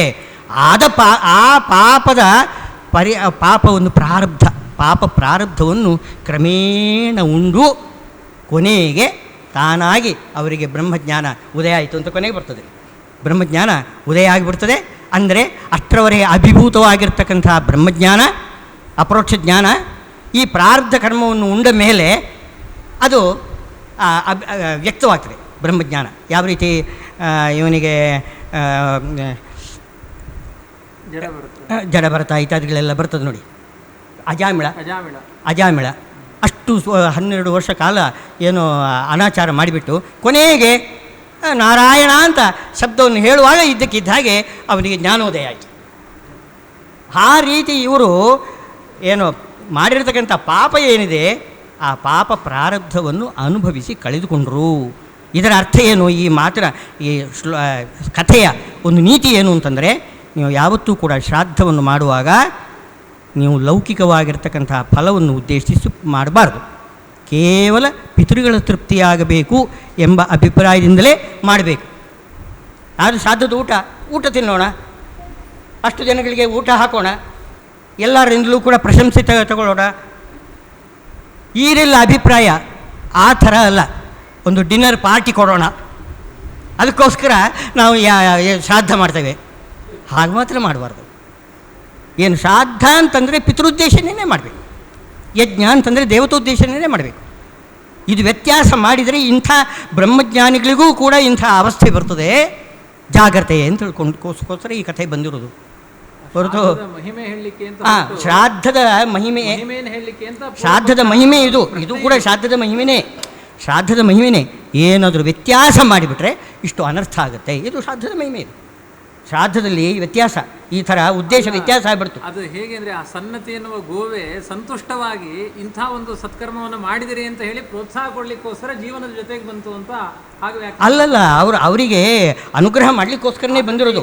ಅವರು ಮಾಡಿರ್ತಕ್ಕಂಥ ಪಾಪ ಪರಿಹಾರ ಆಗಲಿ ಅಂತ, ಅವರು ಮಾಡಿರ್ತಕ್ಕಂಥ ತನ್ನ ಪಾಪ, ತನ್ನನ್ನು ವಧೆ ಮಾಡಿದ್ದುಂಟಲ್ಲ, ಆ ಪಾಪ ಪರಿಹಾರ ಆಗಲಿ, ಅವರಿಂದ ಮಾಡಿಸ್ಬೇಕು ನಾನು ಅಂತ, ಅವರಿಂದ ಆ ಪಾಪ ಕೊನೆಗೆ ಮುಗಿಸಬೇಕಾದ್ರೆ ಆ ಶ್ರಾದ್ದದ ಫಲದಿಂದಾಗಿ. ಹೌದು ಶ್ರಾದ್ದದ ಫಲದಿಂದ ಆಗಿದೆ. ಶ್ರಾದ್ದದ ಫಲ ಶ್ರಾದ್ದದಲ್ಲಿ ಮಾಡಿರತಕ್ಕಂಥ ಪಾಪದ ಫಲ ಅಷ್ಟೇ. ಆದ್ದರಿಂದ ಈ ಕಥೆಯನ್ನು ನಾವು ಶ್ರಾದ್ದದ ಮಹಿಮೆಯನ್ನು ಹೇಳಲಿಕ್ಕೆ ಅಂತ ಹೊರಟಿದ್ದಲ್ಲ, ಶ್ರಾದ್ದದ ಮಹಿಮೆನೇ ಹೌದು, ಆದರೆ ಶ್ರಾದ್ದೆಯನ್ನು ಸರಿಯಾಗಿ ಮಾಡಿದರೆ ಮಾತ್ರ ಅದು ಒಳ್ಳೆಯ ಫಲ ಕೊಡ್ತದೆ, ಇಲ್ಲದೇ ಹೋದರೆ ವಿಪರೀತ ಪಾಪ ಬರ್ತದೆ ಅಂತನ್ನೋದನ್ನು ತಿಳಿಸ್ಲಿಕ್ಕೋಸ್ಕರ ಈ ಕಥೆ ಹೊರಟಿದೆ. ಅದನ್ನು ನಾವು ಶ್ರಾದ್ದ ಮಾಡುವಾಗ ಈ ಶ್ಲೋಕ ಹೇಳುವುದು ಇದೆ ಕ್ರಮ. ಶ್ರಾದ್ದ ಕಾಲದಲ್ಲಿ ದಶಾರಣೇಶು ಅಂತ ಇದು ಆ ಶ್ಲೋಕ ಅವಶ್ಯ ಹೇಳ್ತೇವೆ ನಾವು. ಯಾಕೆಂದರೆ ಈ ಅಭಿಪ್ರಾಯದಿಂದ ಅದನ್ನು ತಗೋಬೇಕು. ಈ ಶ್ರಾದ್ದದಲ್ಲಿ ನಾನೇನಾದರೂ ತಪ್ಪು ಮಾಡಿದರೆ ಕ್ಷಮಿಸಬೇಕು, ನಾನೇನಾದರೂ ತಪ್ಪು ಮಾಡಿದರೆ ಕ್ಷಮಿಸಬೇಕು ಅಂತನ್ನೋದ ಅಭಿಪ್ರಾಯದಿಂದ ಆ ಶ್ರಾದ್ದ ಇಂಥದ್ದು ಏನಾದರೂ ತಪ್ಪಾಗಿಬಿಟ್ರೆ ಎಷ್ಟು ಅವ್ಯವಸ್ಥೆ ಆಗಿಬಿಡ್ತದೆ, ಎಷ್ಟು ದೋಷ ಆಗ್ತದೆ, ಎಷ್ಟು ದೋಷ ಬರ್ತದೆ ಅಂತ ನಾವು ತೋರಿಸ್ಲಿಕ್ಕೋಸ್ಕರ ಈ ಕಥೆ ಹೊರಟಿದೆ. ಹಾಂ, ಶ್ರಾದ್ದ ಮಾಡ್ತಕ್ಕಂಥವನು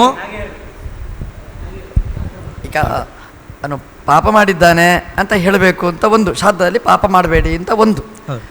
ಇದು ಹರಿವಂಶದಲ್ಲಿಯೂ ಈ ಕಥೆ ಬರ್ತದೆ, ಪದ್ಮಪುರಾಣದಲ್ಲಿ ಮಾತ್ರ ಬಂದಿದ್ದರೆ ಇದನ್ನು ಪೂರ್ವಪಕ್ಷ ಅಂತ ನೀವು ಅಲ್ಲ ಪೂರ್ವಪಕ್ಷ ನಾನು ತಗೊಂಡಿಲ್ಲ, ನಾನು ತಗೊಂಡೇ ಇಲ್ಲ, ಸಿದ್ಧಾಂತನೇ ಇದು ಸಿದ್ಧಾಂತನೇ. ಹಾಗಾಗಿ ಇದನ್ನು ಹೇಗೆ ಪರ್ಯವಸಾನ ಮಾಡ್ಬೋದು ಅಂತಂದರೆ, ಹರಿವಂಶದಲ್ಲಿ ಹೇಳುವಾಗ ಪಿತೃಕಾರ್ಯ ಮಾಡಬೇಕು, ಪಿತೃ ಋಣ ಪರಿಹಾರ ಆಗಬೇಕು ಅಂತ ಹರಿವಂಶದಲ್ಲಿ ಹೇಳ್ತಾರೆ.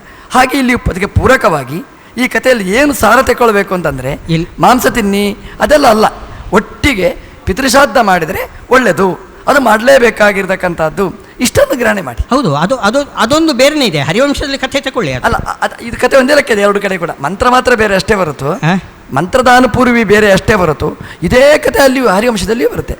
ಇವರೇನು ಕಥೆ ಹೇಳಿದ್ರು ಇವತ್ತು ಅಲ್ವಾ, ಹರಿವಂಶದಲ್ಲಿ ಅದೇ ಕಥೆ ಇದೆ. ಆದ್ದರಿಂದ ಈ ಒಟ್ಟಿಗೆ ಇದರ ತಾತ್ಪರ್ಯ, ಶ್ರಾದ್ದ ಎಂಬುದು ಪ್ರಶಸ್ತ, ಪಿತೃಋಣ ಪರಿಹಾರ ಮಾಡಬೇಕು. ಪ್ರಶಸ್ತ ಹೌದು, ಯಾವ ರೀತಿ ಸರಿಯಾದ ರೀತಿಯಿಂದ ಮಾಡಿದರೆ ಮಾತ್ರ ಇದು ಸರಿ ಫಲ ಕೊಡ್ತದೆ, ಇಲ್ಲದೋದ್ರೆ ಕೊಡೋದಿಲ್ಲ. ಅದೊಂದು ರೀತಿಯ ಪ್ರಶಂಸೆ ತಾನೇ, ಅದು ಭಾಳ ಜಾಗರೂಕರಾಗಿರಬೇಕು ಅಂತ. ಇದು ಪದ್ಮಪುರಾಣದ ಭಾಗ ಪೂರ್ವಪಕ್ಷ, ಇದನ್ನು ಗ್ರಾಹಣೆ ಮಾಡಬಾರ್ದು, ನರಕ ಅನ್ನೋದಕ್ಕೆಲ್ಲ ಏನು ಉತ್ತರ? ಅವಾಗ ಏನು ಉತ್ತರ? ಅದಕ್ಕೇನು ಉತ್ತರ? ವಾದಿರಾಜರ ಮಾತಿಗೆ ಉತ್ತರ ಅಲ್ಲಿ ಅಲ್ಲ ಖಂಡ ವ್ಯತ್ಯಾಸನೇ ಆಗಿಬಿಟ್ಟಿದೆ ಅಂತ ಅವರೇ ಹೇಳಿದಾರಲ್ಲ. ಖಂಡ ವ್ಯತ್ಯಾಸ ಆಗಿರುವಾಗ ಅದು ಸಿದ್ಧಾಂತ ಅದೆಲ್ಲ ಅದನ್ನು ಯಾವುದನ್ನು ಹೇಳಿಕ್ಕೆ ಬರೋದಿಲ್ಲ.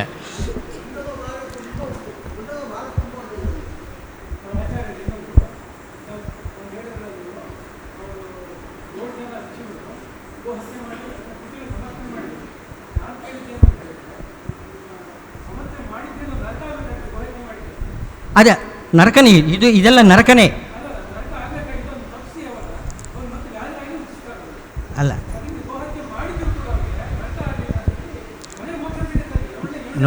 ನೋಡಿ ನರಕ ಅಂತ ಅನ್ನೋದು ಉಪಲಕ್ಷಣ. ಅವರೀಗ ಏನು ವ್ಯಾಧರಾಗಿ ಹುಟ್ಟಿದರು, ಜಿಂಕೆಗಳಾಗಿ ಹುಟ್ಟಿದರು, ಬೇರೆ ಬೇರೆ ಚಕ್ರವಾಕ ಪಕ್ಷಿಗಳಾಗಿ ಹುಟ್ಟಿದರು, ಇದೆಲ್ಲ ಅದು ನರಕನೇ, ಅದು ನರಕ ತುಲ್ಯ. ಅಂಥ ಒಂದು ಪಾಪವನ್ನೇ ಅಲ್ಲಿ ಹೇಳ್ತಾ ಇರೋದಲ್ಲಿ. ನರಕ ಅಂತಂದರೆ ನರಕ ಲೋಕಕ್ಕೆ ಹೋಗಬೇಕು ಅಂತೇನಿಲ್ಲ, ನರಕ ದುಃಖವನ್ನು ಅನುಭವಿಸಿ ಸಾಕು. ಅಲ್ಲಿ ನರಕ ತಪ್ಪಿತು ಅಂತೇನಿಲ್ಲ, ನರಕ ತಪ್ಪಿತು ಅಂತಿಲ್ಲ, ಅಲ್ಲಲ್ಲ ಅನುಭವಿಸಿ ಕಳೆದುಕೊಂಡ್ರು. ಪ್ರಾರಬ್ಧ ಇದೆಯಲ್ಲ, ಆ ಪ್ರಾರಬ್ಧವನ್ನು ಅನುಭವಿಸಿ ಕಳೆದುಕೊಂಡ್ರು, ಅನುಭವಿಸಿ ಕಳ್ಕೊಂಡ್ರು. ಅತ್ಯುತ್ಕಟೈ ಪುಣ್ಯ ಪಾಪಿ ಹೇ ಫಲ. ಹೌದು. ಮುಂದಿನ ಉಪನ್ಯಾಸಕರು ಅನಂತಕೃಷ್ಣಾಚಾರ್ಯ ಉಡುಪಿ. ಇವರು ಪಲಿಮಾರು ಶ್ರೀಪಾದರಲ್ಲಿ ಸುಧಾಂತ ಅಧ್ಯಯನ ಮಾಡಿ ಪ್ರಕೃತ ಉಡುಪಿಯಲ್ಲಿ ಪಾಠ ಪ್ರವಚನ ಮಾಡಿಕೊಂಡಿದ್ದಾರೆ. ಅವರು ಚಂದ್ರವಂಶದ ವರ್ಣನೆ ಅಂದರೆ ಅಧ್ಯಾಯ 12ನೇ ಅಧ್ಯಾಯದ ಬಗ್ಗೆ ಪ್ರವಚನವನ್ನು ನೀಡಬೇಕು ಅಂತ ಅವರಲ್ಲಿ